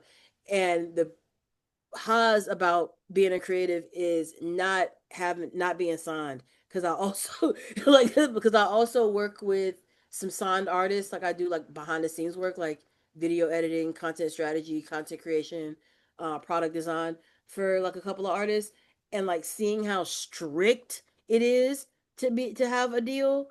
Never. I'm not interested in it. I'm not interested in it. I can't imagine like I'm so close to how everything that I do is made. You know what I'm saying? Like I'm not paying a videographer to do a video for me and then receiving it. And then oh, let me just add little notes. I'm making the whole thing. So you know what I'm saying? I'm so I engineer my own music. Like you know what I'm saying? This is all me. So I could not imagine creating something, bringing it to a label, and then being like, no, like you can't release that, which happens, or like, no, you're not going to support that, or you know what I'm saying, like, or you can't do this because it is, and the politics behind like being signed, I'm so not interested in that. I'm so not so it may feel difficult sometimes to be independent because you got to figure out how to find income. You got to figure out how to restore the feeling, like maintain the feeling of like still being motivated and things like that. But I promise you, what nothing's faster, more of a demotivator than being locked in a contract and not being able to do shit while simultaneously having people think like, oh yeah, you're signed, you're good. You know what I'm saying? I have so many friends that are signed that are not good. That just to keep it cute. I have so many people that are I know people that are signed that are extremely grateful for for their position. But some of the constraints that they have to deal with, I just could not imagine. So I think the highs is that, but the definite lows is like the constant change of the algorithm, and as you get older, you just understand less and less of it. You can really try, but you know it's better off. You're better off just making shit because you want to make it, and then trying to understand where certain shit is at the moment and like all that stuff. Cause that can be a low, like not understanding like having to learn about the algorithm as you're like using it and then mistaking certain things for certain things and then realizing that oh yeah, oh, I've been at that. Oh, I'm on a radio interview right now. But that's my wife. right. But Nice to meet you. he said nice to meet you. Nice to meet you. But I not knowing the algorithm, like learning it or like using it as you're learning new algorithms and mistaking certain because I've detached my emotions from once it's out. I have no control. But I do work with artists that it really beats them up whenever they put their heart into it, they put it out, don't get that many likes, doesn't get that much attention. They're like no one seems to care about it, and the whole time it's just because you posted at the quote unquote wrong time Mm, or like you didn't post a clear enough hook to sustain, or you didn't post something that the algorithm clearly knew is this. Like there's certain triggers that like the algorithm has now that if you didn't understand how that worked, you could mistake it to where you could think, oh damn, don't nobody fuck with me. And I think that's like a really hard feat to, you know what I'm saying? And there's definitely different things like I don't like that you can see when you repost stuff on Instagram, you can see other people liking that the thing that you reposted. Cause then it could trail into the thought of process like, damn, you like the thing I reposted, you couldn't like my shit. Because I've experienced this thought before, like on Twitter sometimes. I'll be like, damn, like so y'all see me, like what's going on? So you know what I'm saying? But then you gotta realize that's just how the algorithm works. Like you just added a point to the algorithm to point to that thing that was already going, not necessarily that people are ignoring you. You know what I mean? And if you don't have like a clear under like that's the low part, honestly, of being a creative right now. It's not the everybody else complains about making content. I love making content. I like making stuff. I was making content before it was calling it content. So I don't mind making like I love making videos. I love making music videos. I I like to coming up with cool photo shoot ideas or like if I see something cool, I'm gonna want to take a picture beside it. Like that's just who I am. But constantly having to learn a new algorithm sucks ass. Like it just sucks, bro. Because then you finally like, okay, I made my plan for this algorithm, and then you want to execute it, and it's like actually no more. We're actually don't post 3 to 5 times a day on. Don't post 3 times a day on Instagram. Post 3 times a week now. Like you know what I'm saying? Like it's always a major fucking shift, and it's like, man, I'm not about to chase y'all no more. I'm about to just make my own shit, and if you fuck with it, you fuck with it. I don't know what to tell you. Yeah, I call it moving the goalpost a lot, where it's just like I'm just trying to kick the ball, and then just I'm trying to make it in, and you just keep moving it. It's like what the hell?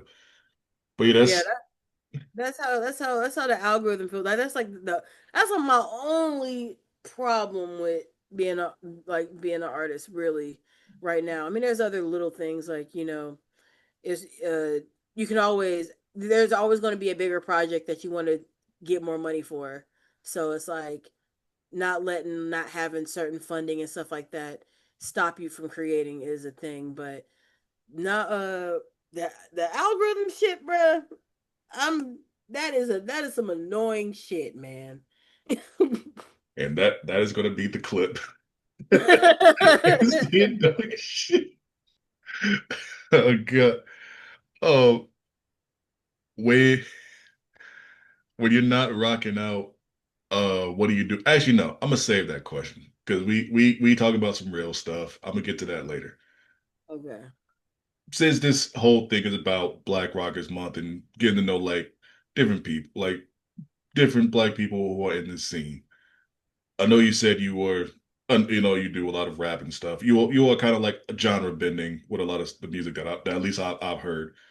Yeah. Um, because you were like an escape crew and you were like listening to punk or just like doing punk stuff. Did you ever get any flack for liking any of this stuff? Like growing up.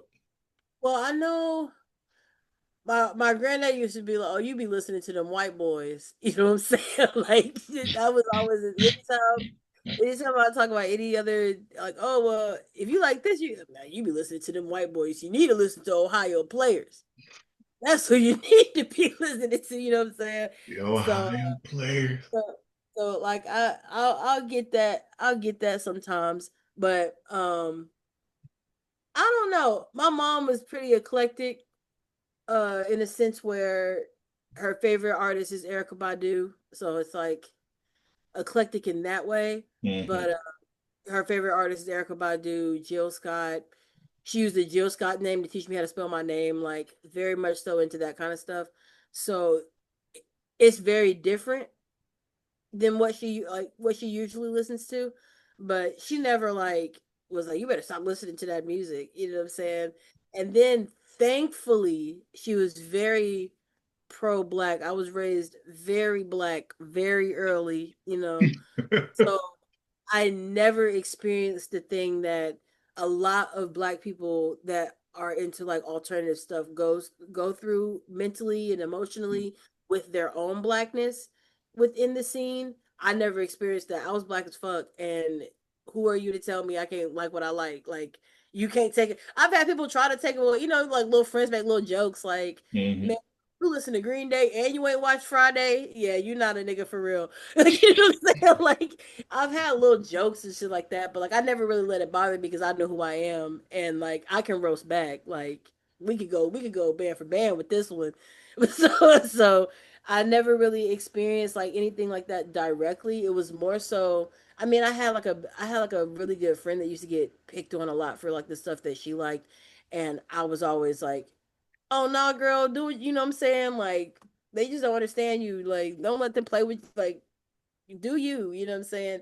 Hmm. You like what was that band she was like? You like the White Stripes. That's just what it Oh is. yeah. Like they're a great band. Like fuck that. Yeah, So the like White Stripes is up there for me personally. Like, yeah, she put me yeah. on the White Stripes, and there's another Queens of the Stone Age. That was like one of my Hmm. favorite bands. She put me Hmm. on that too.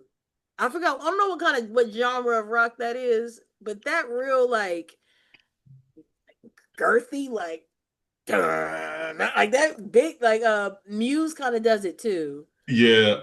Yeah. So Queens of the Stone Age is still like, I mean, it's hard with them. I just see them as rock. Hmm. Um, the White Stripes, they are everywhere because they'll go from like this crazy rock song like Blue Orchid or Fell in Love with a Girl to Hmm. doing like the song called Conquest, where it sounds like this crazy like Mexican rock because it's like talking about like because I love the video to it. It's like a bullfighter A in, bullfighter type of thing, and I remember that video because I used to be well, I'm still really into music videos, in but Conquest is hard, and yes. then Because it just they starts got off with that da, da, da, da, da, da, da, da, da, da, da, da. I'm just like that. And it just starts off in like the crazy and then just dun, dun, dun, dun. Like the like crunchiest guitar guitar ever. So yeah, it's weird. Like it's still considered rock. I don't think they're like pop rock or anything like that. Um I would definitely kind of put some like White Stripe stuff in kind of like a funk rock type of stuff with some of the stuff that they yeah. do. But The Seven Nation Army it was the song I liked, and that was kind of like that had like a funk swing to it. yeah. Well, also that song is just so huge because it's everywhere. Like Yeah, it's not it's in every sport. Like you hear it in football, in soccer. I think even in basketball you'll hear it. But yeah, I know for football for sure, like you'll hear Seven Nation Army and then Thunderstruck by AC/DC. exactly.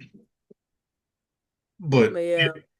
but yeah, I never got any backlash for liking rock for real. Not nothing that would like have shaken me up. But I know I know there was a time period. I know there was a time period where a lot of people it just wasn't cool for them to like stuff like that. But I mm, think I came up in an interesting time though because I'm like at the same time I feel like we were making it like I don't know like I feel like we were at the end of that. Like I couldn't imagine what like my mom's generation was when they was like in rock and stuff. Like, but I feel like maybe too is being in Atlanta. I don't know, but I feel like by the time I got to like late high school, college, like everybody liked everything. Everybody was like, "Oh, you fuck with that? Okay, cool." But mind you, I went to art school, mm. so it was Yeah, like more eclectic. I didn't go to like a traditional like school, so maybe that played onto it. yeah. I don't know how close of like age we are because I'm 94 and like when I graduated was 2012. I went to like my first I two thought you was like joking and being like, "Yeah, I'm 94." Like I was like, no "Okay." born in 94. I So, was like, "No way." No, so I was born in '93. I'm 32. okay, so yeah, not too far. And so, like, so you say you went to a more of an art school. Like I Mm. went to like just traditional public high school. My first 2 years of high school was mostly black, and then I went to a more diverse school for my junior senior year. So I kind of got the duality of both. Black school, it was definitely like, especially around that time, this was still like Waka Flocka and Gucci Mane still making like mixtapes and stuff. So, Yeah. And you the know, thing is, I was on that too. I was on that actually. yeah. See, I was more Lil Wayne, like Mm, with the dedication mixtapes and sorry for all that stuff. But mhm, I'm a tall dude. Like I'm 6'5", big dude in this like all black school out here listening to like Green Day and Kill Switch Engage and stuff, and they just like, man, you listening to that white shit? What the fuck is this? Blah blah blah. And then even go into a more diverse school where I'm literally now the minority. mm, And all these white kids finding out that I like all the different stuff. They somewhat think it's cool, and then some of them is like, "Oh, you're not really black. Like you listen to the same stuff that I do." I almost had to like stop myself in like college from fighting one of my roommates for trying to say that I wasn't black enough or whatever. That was for mm. another re that was for something else that I still think about to this day. But yeah, I've had people before being like, oh, you're not black. You listen to this and you do that and blah blah blah and you wear. I'm just like, because I don't do these things, I'm not considered black, really. So that's why I Yeah. always ask the guests, especially during this month. I'm like, have you ever had something like that happen? It's interesting because like I mean I've definitely experienced like thankfully within my peers and my community I've never like got like my uh the neighborhood I lived in not neighborhood where I worked actually the place I worked that my nickname at work was punk rock literally like they're like, oh yeah, that's punk rock. Like y'all always see her when she get out when she change her class. Yeah, that's punk rock right there. You know what I'm saying? Like that was my nickname at work type shit. It's like that I never really experienced, but it was like I do know that like whenever I was in a band and we would try to like put ourselves more out there and like book ourselves for like more like established like rock establishments, you could feel the tension. Like you could feel like we didn't we were rejected because we was a black band and they Mhm. thought we was finna like I remember I remember before like and like that's the thing I've been going through stuff and it just don't be phasing me because like I'll slap the shit out you right now like what's going on but like I remember this one guy was like telling me I was like performing mid performance actually mid performance drunk dude talking about some you're acting like a rapper act like a it's a band act like it's rock like he was like telling me like I was performing like a rapper and I'm like I'm black I don't know this is how I do my shit man get off me like you know Which what is I'm saying it. Also, it's funny to say that too when there is rap in rock. Like you got Linkin Park, Rage Against the Machine. I'm That's- like, it ain't like this is the first time you've heard this concept. yeah and I mean even I have an argument that like Waka and like some of the fucking Gucci shit is punk to me but it's like I don't know if it's like a different like trap type of thing, but you know what I'm saying. But Yeah, some of that stuff is kind of like hard to paint low key a punk song to me, yeah, like yeah. like to me. Um, But literally yeah, literally earlier today, it's there's Josh Rez. Uh, it was like a video of his to where somebody was playing a King Von song on piano and he did like a rock, like a metal version of that song, "Ticket to the O," which I'm not a yeah, huge King Von fan. I'm from Chicago, but I'm it's certain music that I'm into. I'm more of like the backpacker rap than I am the drill and trap stuff. But I okay, know that song. I've heard it before, and I was just like, okay, this goes hard because I got some top from the stripper bit. Cake. And was like, and then having that guitar, like just the metal guitar go on, I was like, okay, this is fire. So yeah, it definitely does depend on the song and then like that attitude to it. I know like Denzel Curry, he's definitely somebody who is in that rock scene because he just got that song with Knock Loose. But just like his stuff alone, like you could put to like rock music and just be like, hell yeah. Um, yeah. I feel like what he's on with the scythe, like the group that he's Hmm. building. Everybody, they about to restore the feeling. I'm excited. Oh yeah. But yeah, I going back to that question, like I think it all depends on like where you grew up and stuff. Because I talked to somebody before who they're from Philly, but they live in Cleveland right now, going to school. Well, they graduated, and they're more in like the hardcore like style of music, and it was saying they getting called like the N word, the hard R, in like at shows, and I'm just like, That's dang, yeah. that's crazy. That's disappointing. Every time I hear somebody actually use that word aggressively, it makes my heart hurt. Like that video with the BAFTA awards thing where I don't know if you heard about it, but like the guy we claimed that he had like a Tourette's outburst, but like while the people that were the Michael B. Jordan and the other dude from Sinners, they were up there getting their award, and he just Mhm. like randomly says it out loud, like hard R, like Oh, silent, that's silent. what happened. Yeah, that was crazy. It was really crazy. I watched the video and I was like, this is not like this is crazy. And I was like, this just hurt my feelings a little bit. Like I ain't like this. And then Mhm. I've had it happen out here before, actually in LA, which is where I live now. I've had it happen out here. I was in an Uber. I was in an Uber. Wow. Me and the Uber driver were both black, and like I don't know what the fuck happened. I was not paying attention. All I know is like I don't know who she was calling it, but it was definitely inside the car. She directed it to the car, and Mhm. then I was like, it was me and the guy because buddy's driving. He at work. He on an Uber drive. We both black in there. It was like we both just had a moment where we were trying to figure out what I could tell we was both like, should we hop out this car? Like we both had that moment, and then we just didn't because we just didn't hop out, and it The was LAPD quiet would for have a been on second. y'all ass. Yeah, it was quiet for a second, and I was like, I'm sorry, man. Like I didn't know what to do. Like what I'm saying, I didn't know what to say, but I could tell it really upset. It upset me too. I was like, what the fuck? And he was like. He just like shook his head and just kept driving, bro. And I was Like, like, yo, I did, I'm gonna give you this 5 stars. I'm gonna give you a bigger tip than what I was gonna give you. I really did, because that shit sucked. That shit sucked. I mean, it sucked to be in that car too, because we were both black in that car. But Hmm. I don't know, like he at work, he not knowing what to do. Like I'm Yeah, over here, like I don't really know but what also to the do. fact that like no, I don't think a lot of people, and this is me coming from the Midwest, you hear a lot of stuff about the West Coast, especially like LA. You don't think Mhm. that somebody would like come out their mouth like that to say something like that. I'm pretty sure that like in certain areas in certain neighborhoods, they'll say it, whatever, but then also get their ass handed to them. But just to be like openly racist like that, you don't really think about that with like a LA. I feel like I feel like everybody. I don't know. They just don't.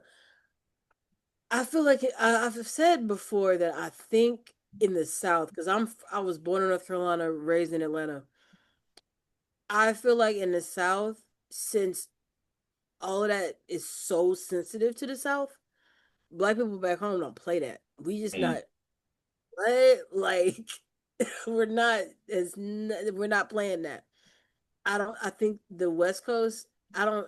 They went through a lot. I don't want to offend anybody from the West Coast because I know the Rodney King riots and stuff are here, but mm, like they have a different relationship with like blackness to me from my experience of being out here. I feel like respectability politics is a little higher out here. Like I feel like that's more, and maybe it's because of their close encounters with like gang culture and shit like that. What I'm saying, Atlanta, we got gangs, but not like a Chicago or LA, in my opinion. I ain't trying to get the gang niggas at me. I know y'all exist. I'm cool with a lot of y'all, but but uh, but yeah. So I think that because respectability politics in the West Coast is so like that's just a lot of them all they trying to really they just all prop like what I'm saying, like it's not like Atlanta, like it feels like there's not a lot of places where black people can like relax their shoulders for a second and be niggas for just a little while. Yeah. Like, it's a lot of performance out here. So And um I think a lot slides in that environment. Like it's like the workplace. Like how long does it take you to tell somebody, like, what I'm saying? Like sometimes at work you be put on a smile and it's like, I want to slap the shit out you, but we're all at work. That's kind of hmm what West Coast feels like sometimes.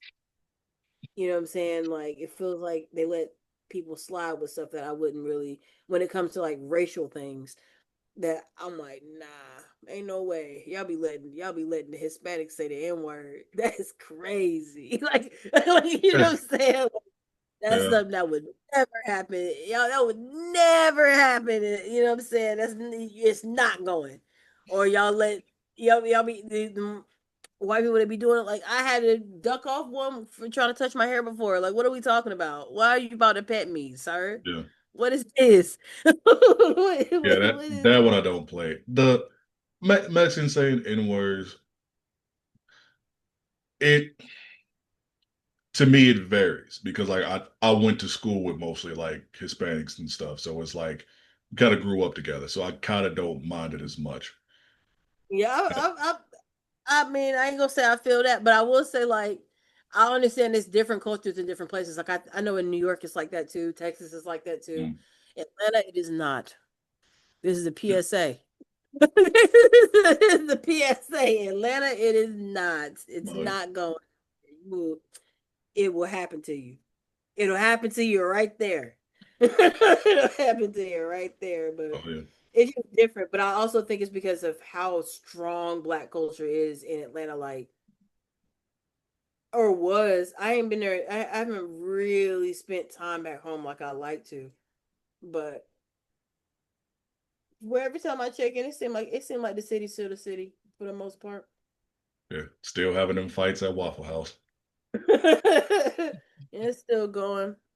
Stuff being back open later now, and God, people I are starting to wish. have access to new shit. Like a lot of the old venues and old like spots closed down for a second, so Atlanta was a little dry. But Mm. like it's a lot of new spots that's opening up that have been like Edgewood. Edgewood's looking back alive. I thought it was KO for Edgewood. Not gonna lie. So yeah, that's that. All right. All right. Now we go uplift this a little bit more since we talked about black plight for like 40 minutes. Uh, Yeah. question I was gonna ask before I did. Uh, were you not rocking out or not making music or making shirts or doing VA, whatever you be doing? What do you Yeah. do in your free time? I don't have free time for real, but um, play Fortnite. My nephew streams, and a lot of times, I mean, we got it working now to where it's not flagging him. But when he started, he couldn't he couldn't play without an adult being present. So like and I was already playing like Among Us when we moved away. We were just playing little games on the like and stuff like that to keep a connection with my niece and nephew. Mhm. But my nephew wanted to get into like making YouTube videos and streaming. He wanted to do that real bad. But he was like 9 or 10, and you can't do that without an adult. So he taught me how to play Fortnite so he could stream, which is crazy because it's really difficult to do. Like as someone who never played games, I played Pac-Man at the laundromat and uh Sonic. Uh, Sonic was my Sonic and Tom and Jerry. Well, there was this Tom and Jerry game I used to like a lot that I used to play on the Sega Genesis. mm, Um, but those are the two games I had for a little while before I think uh somebody in my house when I was younger. I ain't gonna put no blame on nobody, but somebody sold my shit. They sold that, and they sold the Nintendo 64 that my friend gave me to give my brother. But so I only had games for like a little while. Um, so I didn't really know how to play at all. If it didn't have a joystick, I didn't know how to play. And uh, one, two, three, four type thing. Mm-hmm. Um, but yeah, so he taught me how to play Fortnite from ground zero, and it was really fun. And I still play it now. Me and my wife play. I'll play with like random like artists friends that I have, you know what I'm saying, that also play. And it's like a low stakes game because I don't they know I don't give a fuck that much. I do kind of care now a little bit, but it's not like a serious game, you know what I mean? Yeah, I'm dancing dressed like Tyler the Creator and Rogue and shit. Like it's nothing. yeah, So that's what I do in my free time is either make more shit that will probably end up not, you know what I'm saying, like just making shit or playing Fortnite. I need to go outside more, honestly. I ain't gonna lie to you. hey, I feel you on that, dude. Got to go out and touch grass sometime. Yeah, for What sure. what a lot of people need to be doing instead of doing the crazy shit they do, like go outside, breathe some air, breathe some actual good air, and go touch grass. Literally. Get out the Um, vault. yeah. I've been watching Fortnite, not Fortnite, Fallout. I want to play that because that looks fun too. Well, But yeah, my friend is like a huge Fallout fan. Like yeah, he was telling me like when the show came out, he was like, I can't wait to watch it, and was like, shit, let me know how it is. it's great, fantastic. That's what got me into it, actually. Okay. Yeah. I think I played like one Fallout game, and I'm just like, I'm not about this. Like I I got away from like 2K and all that crap because I'm just like I can't play this anymore. But like I am more like the action adventure games and stuff like that. I'm PlayStation forever. So I got all the like PlayStation stuff like God of War, Spider-Man, Ghost of Tsushima and all this different stuff. Yeah. Recently got back into Battlefield because I was like I need some kind of shooting game because Yeah. Even fuck Call of Fortnite. And then it's what I like about Fortnite too, it's super like pop culture too. Like hmm saying like I get excited whenever like the new dances.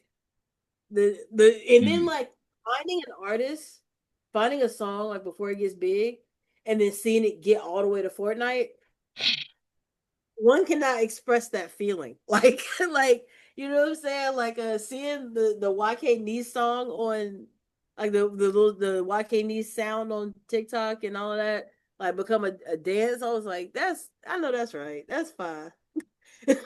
Yeah, like Fortnite is in that weird thing to me where it's a mix of like pop culture and nostalgia because it's like it's the newer stuff for like the Gen Z kids or whatever, but it is nostalgia for anybody who's like a millennial because they'll do the Power Rangers, Star Wars, Tyler, Yeah. and Got a uh DeLorean in.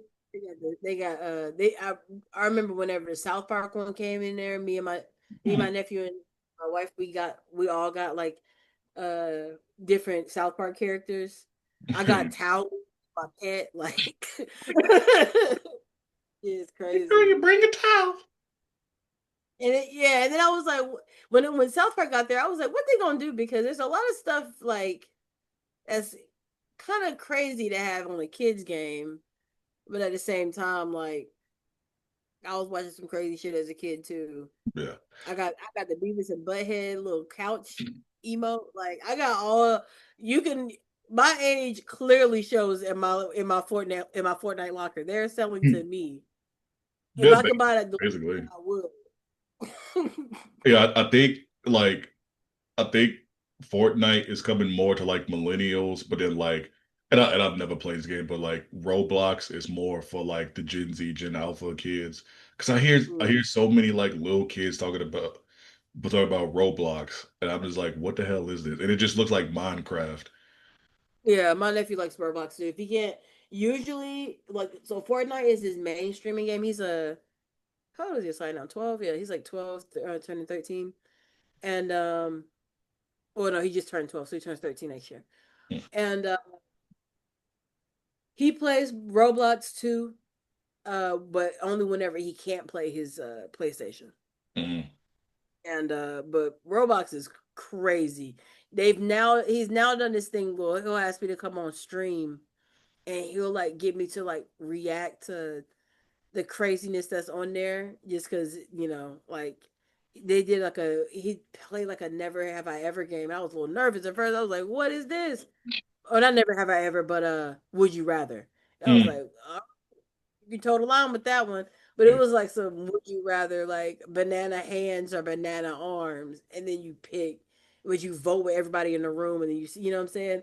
And mm. then they were like, would you rather marry 6'7" or Skibbity Toilet? Oh my And I God. said, would you rather marry 6'7" or Skibbity Toilet? Is that what y'all asking me on this on this stream? I said, well, I'm gonna just go by 6'7" because Skibbity Toilet looks scary. And You then know having a they sell that as a toy. yeah, I that's didn't realize that until I went to work, and I'm just like, this is an actual thing. yeah. Now my niece and nephew they hate Skibbity Toilet though. I don't know. I don't know what's up with that, I don't but they like understand it. I'm too old to know what the fuck that is.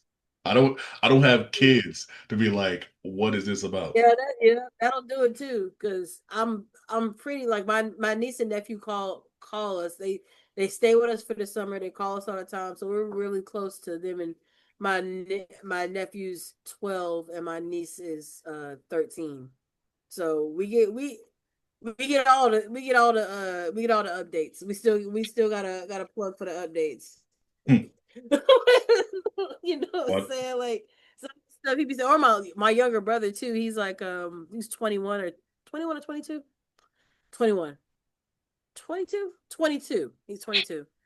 Um I mean, my bad, D. You already know how it is. But but but uh but yeah, he's an interesting person too because he's kind of stuck in 2017 as far as like the stuff that he likes.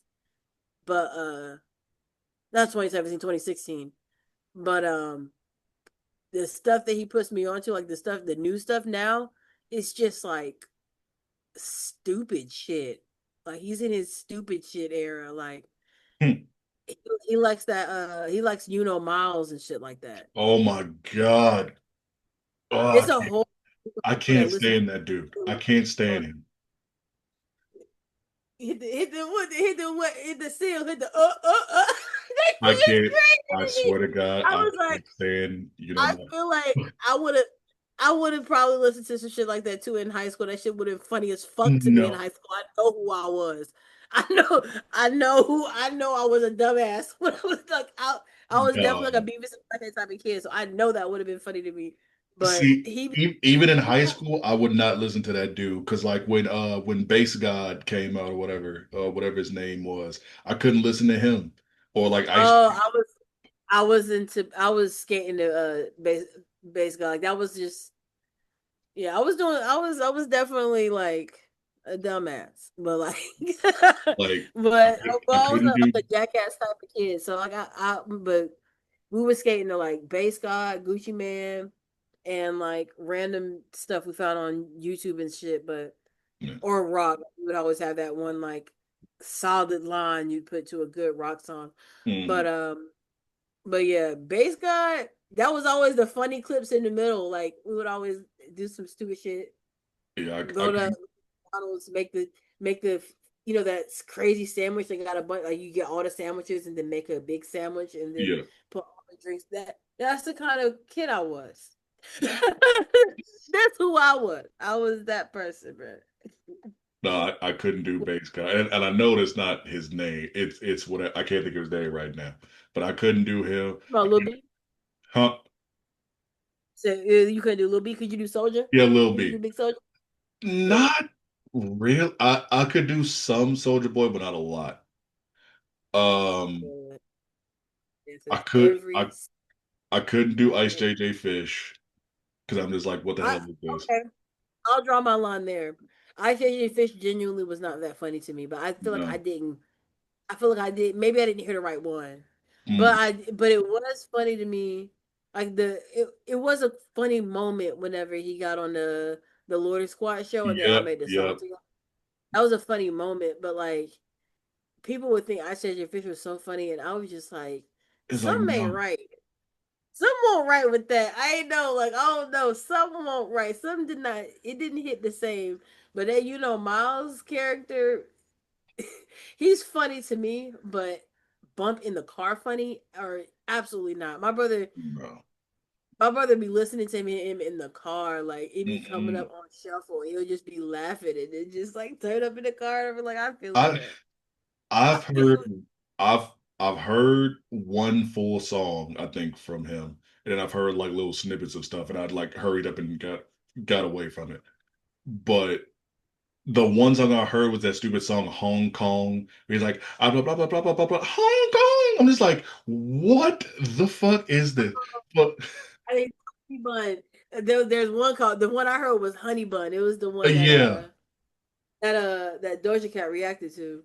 I'm just Like like, no. she was just on the live stream and she was like, "What the hell?" And it clicked it. It was so funny. And then she was just looking appalled, like, No, and it's all further. Oh my goodness, it was. what killed me for real is Jimmy Fallon mentioned him on his show. And I just saw like a clip. I don't watch Jimmy Fallon. I don't got cable. But it was like a clip on like YouTube or something. And he was like, do you guys know about Miles? I'm just like, you have to be kidding. And he played, I think he played something, I don't know what song it was because I don't care. And I'm just like, how? Out of all the people in the world, out of all the different artists who are like super talented, this is the person that you talk about? Really? I'm like, this is how I know music has gone to hell. Like it's even it's past hell. Like I don't even it's like in the earth's core of like how bad shit is. And I'm just like, rap used to be like the biggest thing. You had to have talent, you had to have bars and all this stuff. And this is what is getting shown? Really? I think yeah, I feel that. I feel like it's a bunch of different pockets in rap. So it's like I feel like rap there's there's a bunch of artists that are like really rapping Yeah. that are like cuz with the damn, come on, what is it called? On the Radar just did a cipher and the homie Ben Riley was in it and they had like other folks. I'm pretty sure Mavi was in it. Um and Life of Tom wasn't in it, but he's another one that's kind of like around that same circle, Mm. rapping their asses off, bruh. Like spitting, like Yeah. going crazy. You feel me? And they still got their little pocket, and then and then the same day, kind of like I guess you would say, Playboy Cardi, like Rage, like Xavier based type of music, Hmm. Xavier Still based type of music. They I think it was with Oh Way. I don't know a lot of stuff. So I'm probably saying some stuff that's wrong. But the people that hang out with like what Jesus and Mm. Not BK the Ruler, although I fuck But with BK the Ruler. Tizo touchdown and all that. Yeah, I fuck with them, but this one wasn't that though. It wasn't with Tizo Touchdown. It was like Jesus something and um BK, like the rapper from Atlanta, not BK the Ruler. Although I think BK the Ruler is from Atlanta. Damn, the one that sound metal, like he be making trap music, but it be sounding like metal. It be what's Barry he did? Hendrick? No, he did a song with Jid. Oh, it's not not Kitty Mason. Uh oh. Oh, Baby Kia. There it is. There it is. There Oh, it Baby is. King? Baby Kia. I don't know who that is. Oh, yeah, he's I crazy. am He's he's bruh. It's like somebody was like they were like, man, this y'all heard of Baby Kia? He that shit sound demonic. And that's what had me interested because I'm always interested in what people call demonic. And hmm and so like I listened to it, I was like, oh, he going crazy. I was fucking with it. And then somebody on Twitter put it to like metal, like heavy metal. They're like, no, this he's making metal. Yeah. And it was beautiful. Like it just sounded so right. Yeah. And but yeah, there is like people who make music kind of in that vein. And both of those rappers came out that same day, and they both got love in their respective audiences. And I just feel like, although Jimmy Fallon is crazy as hell for you know miles, that's ridiculous. But that's Yeah. the kind of ridiculousness that I it's just so funny. Like it's such a that's so funny to me. It but was just so weird. I'm just like, and he had the vinyl. I was like, he got a vinyl? that's actually kind of crazy. Has DeAndre seen this? I kind of have to show my brother this. That's hard. Yeah. That's funny as fuck. I'm sorry. Like I just Very love good. funny moments. But but I do but at the same time, as someone who takes art seriously, I do understand the frustration of yep, it's right here. Yeah. That's crazy. Yeah, because that's how I feel like with music in general. Like I love music because of like what I grew up with. I definitely had like some dumbass songs that people were probably like, what the fuck? You complaining about these people, you listen to this. Like I love that song. It's that old song, the inside peanut butter, outside jelly. I love that fucking song. But it's they talking about cars or whatever like that. I like ice cream paint job and shit like that. Like and honestly, like we all grew up listening, most of us grew up listening to like Lil Wayne. And like LaRussell said, he was barely saying shit in the song. This dude kept talking about pussy 100 different fucking ways. So I'm like he somehow made a living like basically symbolizing pussy to like something like so many different. I'm just like so yeah, but it's the Wayne was going crazy though. I ain't gonna lie, but I definitely do. I haven't listened to Wayne in a while, so I'm not even gonna stand on that because I don't even know how. I don't know how I would feel listening to Wayne today. That yeah might be a comment actually. I don't yeah like know. even like rock stuff like it's a band called is it Action Cop Hot Action Cop or something, and they have a song called Fever of the Flavor, and it is dumb as fuck, but I still like it. I still like the Offspring's Pretty Fly for a White Guy. Mhm. It's shit like that, but at least it. I forgot I still had my alarm on. Shoot. But stuff like that to where it's different because it was made to be funny or whatever. And then this is supposed to be like made to be like serious or what new music is because it's supposed to be for like the new generation. I'm just like, this is ass. Like I'm not huge in like mainstream stuff anymore because I'm just like it's not made for me. This sounds like stuff that should be like played in strip clubs a lot because I'm like everything is about it's money, clothes, cars, hoes, and blah blah blah blah blah. And then you might get somebody who's talking about like even R&B is like kind of garbage to me because it's just all sad, depressing shit. It's always about you ruined my heart, like you ruined this relationship, you broke my heart. I'm just like, I we was get thinking for R&B, there's a lot of yearning going on. People used to it. yearn back then. They used Yeah, to really and it ain't that much yearning going on. But I don't really listen to R&B like that to really know. But like every time I do hear a new R&B song, it's a breakup song. But I was yeah. like, that's relatable. It's probably the slingshot too. Like I feel like the or the general like creative consciousness of the world honestly works in like this slingshot type of way. So it's like we'll get pulled all the way over here and then we'll get oversaturated with this side and then the slingshot will release and it'll go all the way to the other side. And it's just almost like we just keep doing that. Like it'll pull all the way over here, boop. And now we just got a bunch of different slingshots going in different directions, creating new areas. Like you know what I'm I saying? I So I agree other with you. micro going on. I But agree. But I but also think like you, I'll hear pop music and it sounds more like R&B from like different people, like mm. like Olivia Dean. It kind of seems like a lot of the people. It's like a lot of That's people one. from the UK. Sorry, go ahead. Oh, you're like, hey, yeah. But it's like a lot of those black artists from like the UK or like Leon Thompson and stuff. Leon Thomas.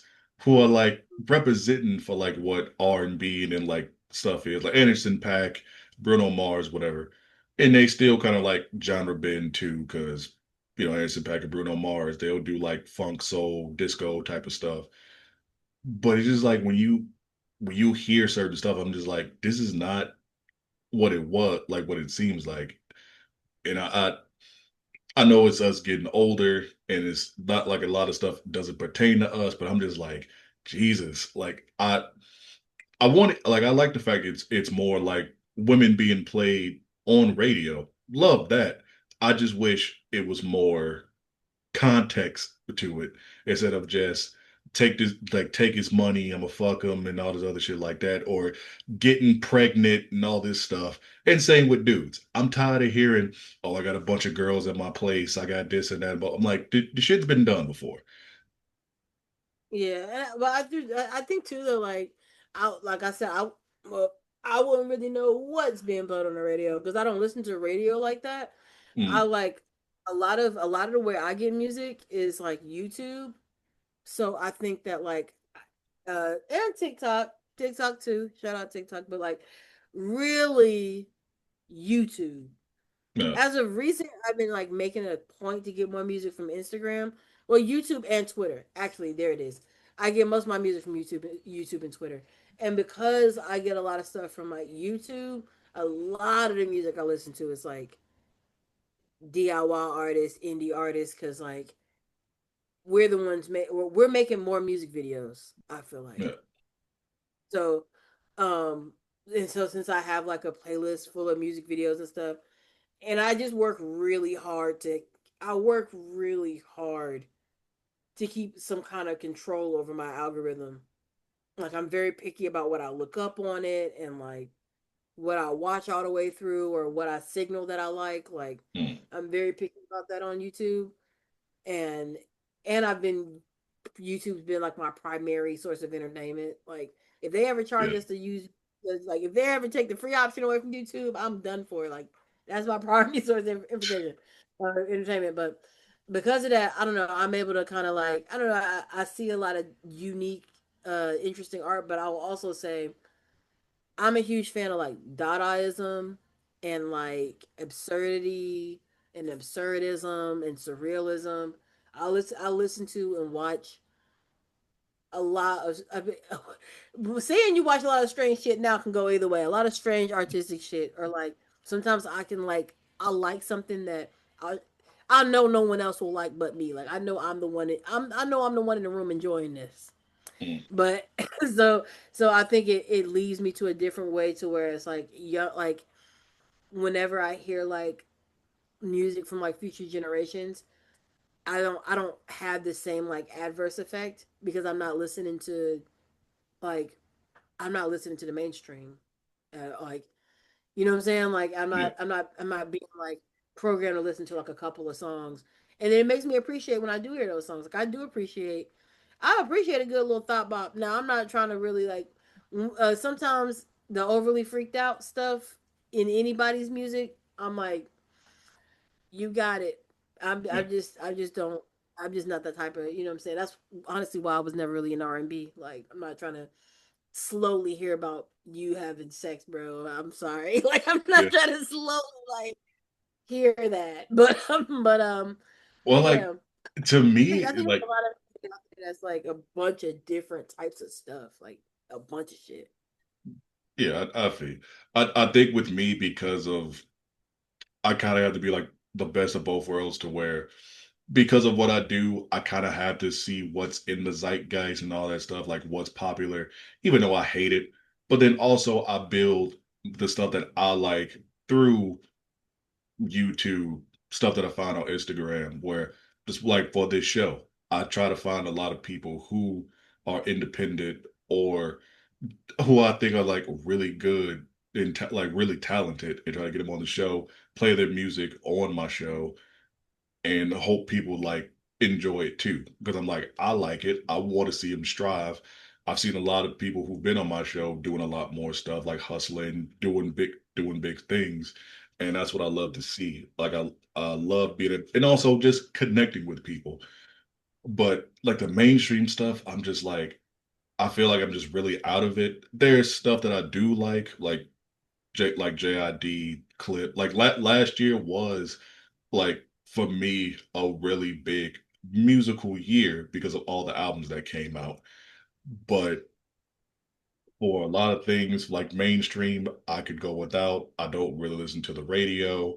Like Mm. when I DJ, I gotta find stuff like it's stuff that I've downloaded through all the stuff that I have and have never even listened to the song and probably never will. But then there's stuff that I feel like it's more in my range and will play nonstop or try to get people to listen to. And some Mm. people will like it. Some people are like, man, this is trash, dog. Man, why don't you play some real shit? I'm just like, you don't know what real shit is. I feel that. Uh, Or like even I put last year like Dochi had a real big year last year. mhm. Go crazy.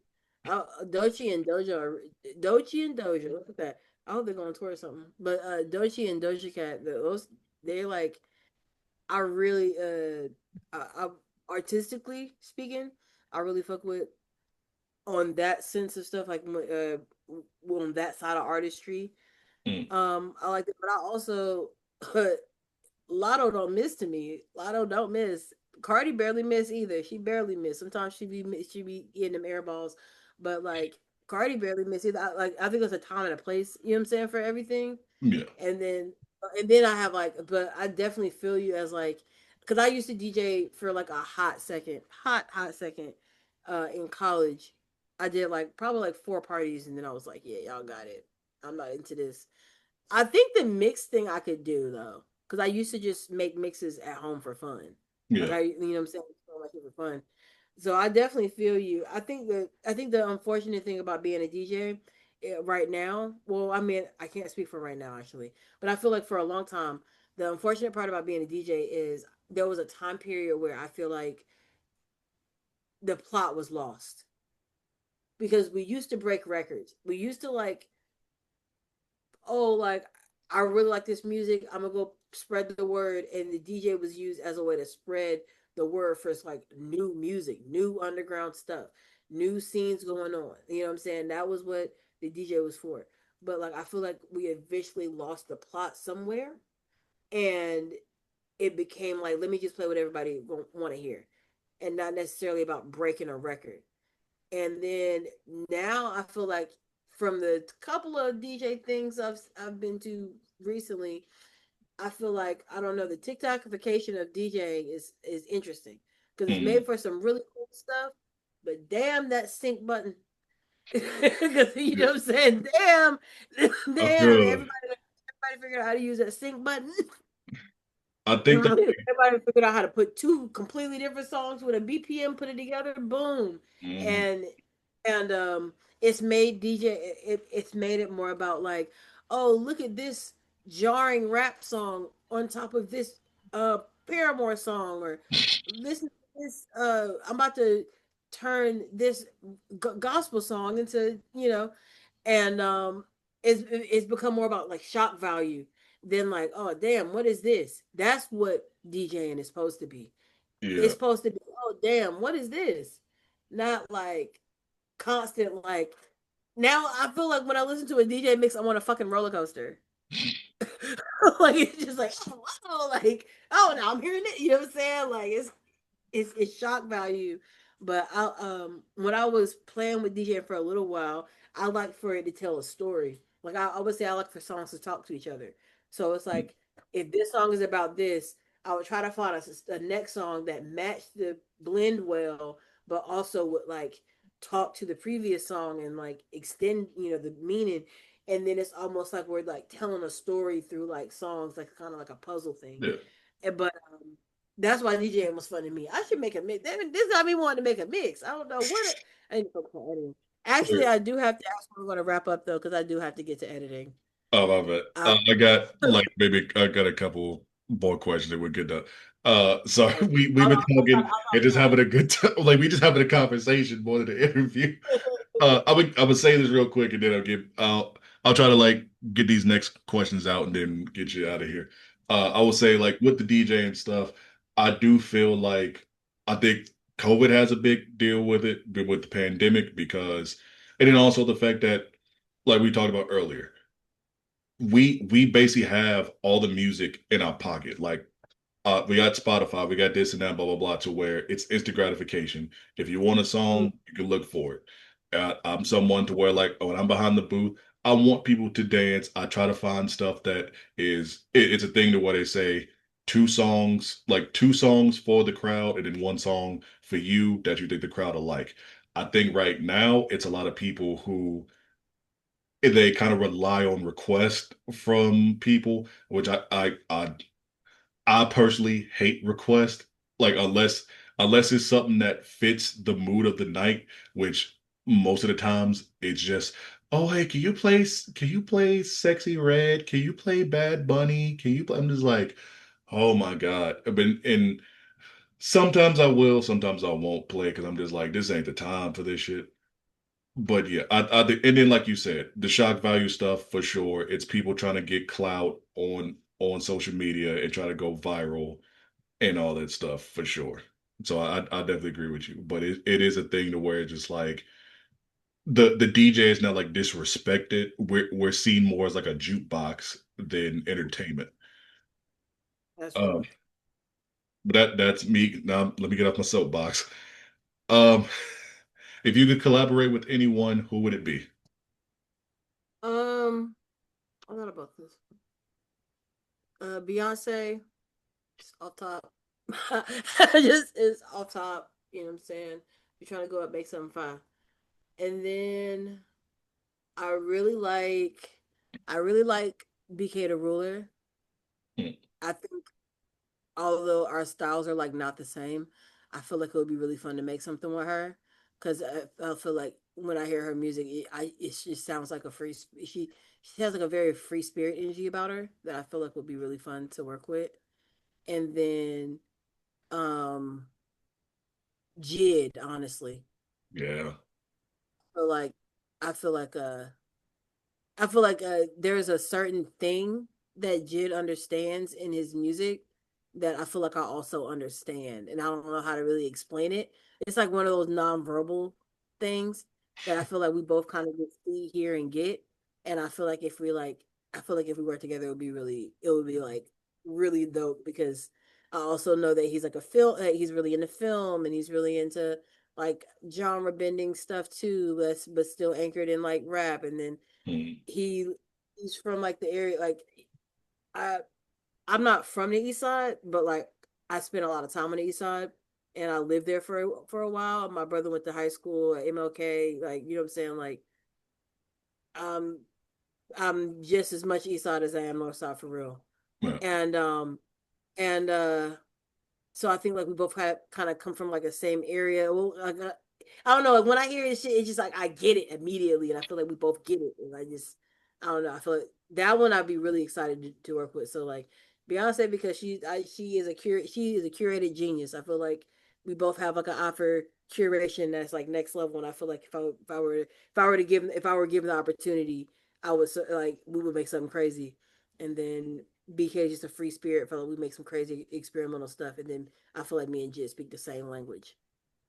yeah. I never answered that before, so I had to really think about the answer. Yeah, hey, I always try to come up with some good questions. Um, what is your Mount Rushmore of rock?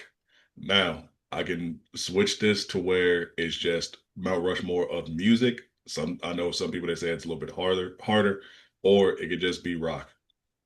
Okay. I also want to say I should have mentioned this band before, but Magdalena Bay in the other list Hmm. because they're fucking amazing. And honestly, that's probably going to be controversial, but they're definitely going to be up there for me. I feel like Magdalena Bay.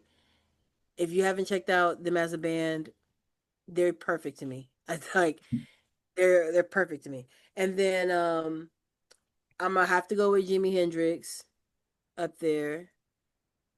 And then I'm gonna have to go. I want to sound so I don't know. I don't really care what people think about my taste. I also have to go with there's this band called like Death. Yes. Yeah, I'm gonna have to go with them. And then Lastly, I don't care how I sound. I'm gonna have to go with Paramore. Hmm. There it is. I feel like Paramore makes like the pop punk that really inspired me. Jimi Hendrix makes like psychedelic soul that, but it's like the style of like classic psychedelic rock, but with like the pen of like someone who's been through some shit for real. No Oh, shade. And then um Death is just amazing to me.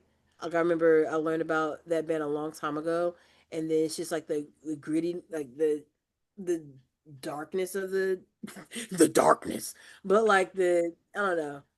It is their sound as a whole is just really raw to me, and I really like that. And then Magdalena Bay is this like perfectly whimsical.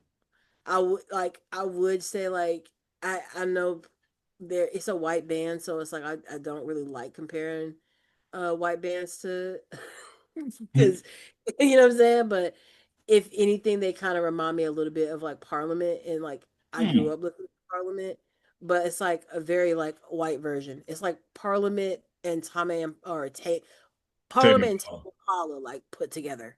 Like Yeah, is what Magdalena Bay gives me, and I love Tame Impala. He gives me Beatles mixed with Pink Floyd. Love Pink Floyd, but could have put Pink Floyd up there too. But um, but yeah, that's my Mount Rushmore. yeah. If you want something that's gonna give you like that Parliament type of feel or something, look up Tuxedo. Either Tuxedo or Mayor Hawthorne. Okay. Um, what has been your favorite place to perform, and where do you want to perform in the future? When you say is it that's like a venue or like city? Either or. Okay, so I don't have a favorite venue. I don't think um that exists anymore. But my favorite city to perform in is always it's probably I don't know maybe it won't always be, but Atlanta for sure. Just because that's where my family is. You know what I'm saying? My tribe is, and I feel the most like shoulders down, like relaxed in Atlanta. So I feel like I give the best like performance. Um, and it's like a the culture there is like a beautiful blend of people. Like I really fuck with the people that come out to the corn dogs that come out to a Jamie Cornelia show. Y'all already know. but uh but yeah, so I like that. Another of my favorite places to perform though is honestly any venue in the South that is not racist. I'm not gonna lie. Like if we can just not be racist and it be like a cool fucking venue in the South, like usually like it's always like a good time. Like, you know what I'm saying? Like the art kids that come out in the South just have a special place in my heart. Like Columbia, and it'd be them cities that's like Columbia or Columbia, South Carolina, Knoxville, Tennessee, like shit like that. Like when I've done like shows in like areas like that, always fun every time. I feel like we speak the same language. We just get each other. I haven't really gotten to perform too many other places. Phoenix is always really lit because everybody's really energized. Pittsburgh is really kind of the same way, really energized. But yeah, the South, anywhere in the South, if the venue's not racist and it's like a little art eclectic type of situation, it's up. Like any of them DIY shows where it's like you'll probably go to a drag show on Tuesday, then it'll be a rock show on Wednesday, then a rap show on Friday. Like those venues with like tapestry and like a bunch of wild stuff on the walls. Like I the bakery used to be the one in Atlanta before it closed down. Rowdy Dowdy was another one before like I pulled support from that space, but um personally. Mm. Um, but like it would be venues like that, like real eclectic looking venues that look like damn, it'd be crazy to take mushrooms in here. Those are my favorite places to perform.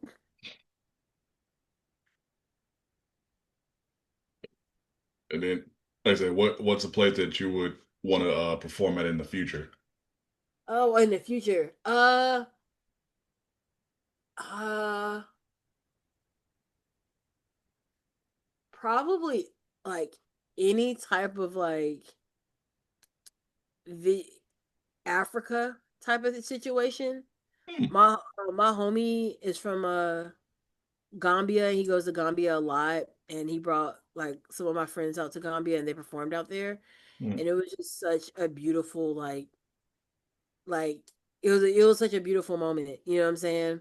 I would love to do something like that, just to be in a country full of like your people, and then even though like the cultures are different and things like that, um, like to be in a continent full of your people, and even though the cultures are different and stuff like that, still like experiencing each other's like it's like a trade of experience, but still like a connection of, what I'm saying, blackness. So I think performing in Africa would be really really cool. Um, it would also be cool to perform in like a London.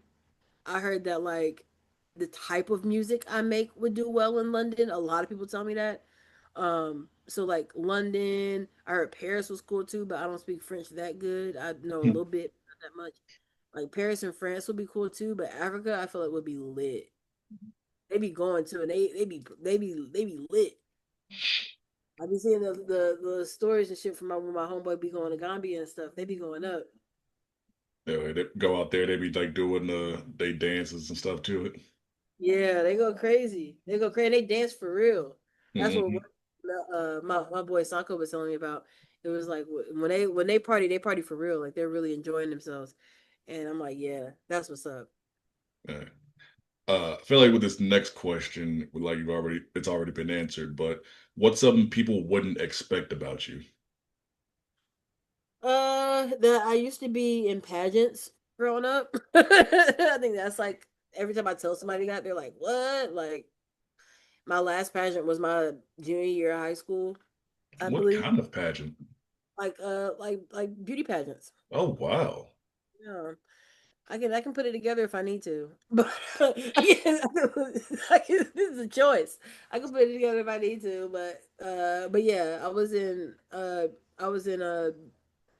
pageants. I was trying out for like when I was a kid, and it's not on no Hmm, privilege shit. Like it's not on no like we definitely wasn't rich. I just was really outgoing hmm, when I was a kid. I was really really outgoing. So I was on Time Live when I was like 9 or 10. But like my mom was really trying, and she was a single parent, and she had me when she was like young, like super young, but she still got her master's. She still like held it down, and anything any of her kids wanted to do, she tried her hardest to figure out how to make it a way for them to do it. So like I was like auditioning for like little local shit, like little commercials and shit like that when I was like 4 or 5 years old. Like I got like headshots, all kinds of shit. So um, so I think most people get like surprised with that about that side, because it's like uh I guess if you never knew me when I was younger and knew I was like I was girly at one point, it would be kind of throw you off. But yeah, that's kind of where I learned a lot of like performance in general, is like auditioning for stuff like that when I was a kid. And I just knew how to like snap and take it seriously. And it's so funny because my nephew is the same way. It be throwing me off. Like he takes this shit so serious. He actually just called me, but, but I was like, I did too, bro. I feel you. I knew I was a superstar, so I just locked in. But yep, that's one thing. I'm actually hoping to write an album about that one day, like using it as a vehicle, because I still got all my pageant like headshots and like pictures and shit like that. all right. Then last question. Whether you are back home, you're in LA, or you traveling, anything like that, what is your, no, where is your favorite place to get food? Uh, I can cook. I ain't gonna lie to you. So most of it is me cooking. Mm, Cause I know how to cook for real. But if I just gotta go get something quick to eat, Arby's, you already know, roast beef blank, the double one. I used to be that used to be like a little inside joke with my supporters when I was like doing like shows and shit. Like I would announce where I'm at, like a new city, by like taking a picture at the Arby's at in that city. But I'll shout out Arby's, bro. Roast beef, double blank, nothing on it, no sauce, just bread meat. But but yeah, Arby's for the fast food. There's this place called Hollywood Thai out here that I really like. Um, Back home though in Atlanta, every time JJ's for sure for the fish and chicken plate with the Hey, oak. okay, yep. I know Yeah, exactly what you're talking about. yeah. I every time I get back home, I need that. And then my homeboy that is from Gambia, if him and his are in town, I like getting food from them because like African food is amazing. There's like another place that sells like agusi and fufu and all that that I like too, but if I can get it from somebody's mama, it's up. Like Mm. I used to fuck up. I used to fuck up his food, his mama food. I missed them little plates. See, I never had African food. I think it's like an East Indi either like East or West Indian place out here that like sells some stuff, and it's decent. I've had like Jamaican beef patties and some other stuff that they had, but trying like actual African food, I want to check that out. Yeah, African food, I love it. Ethiopian food, I eat Ethiopian a lot too.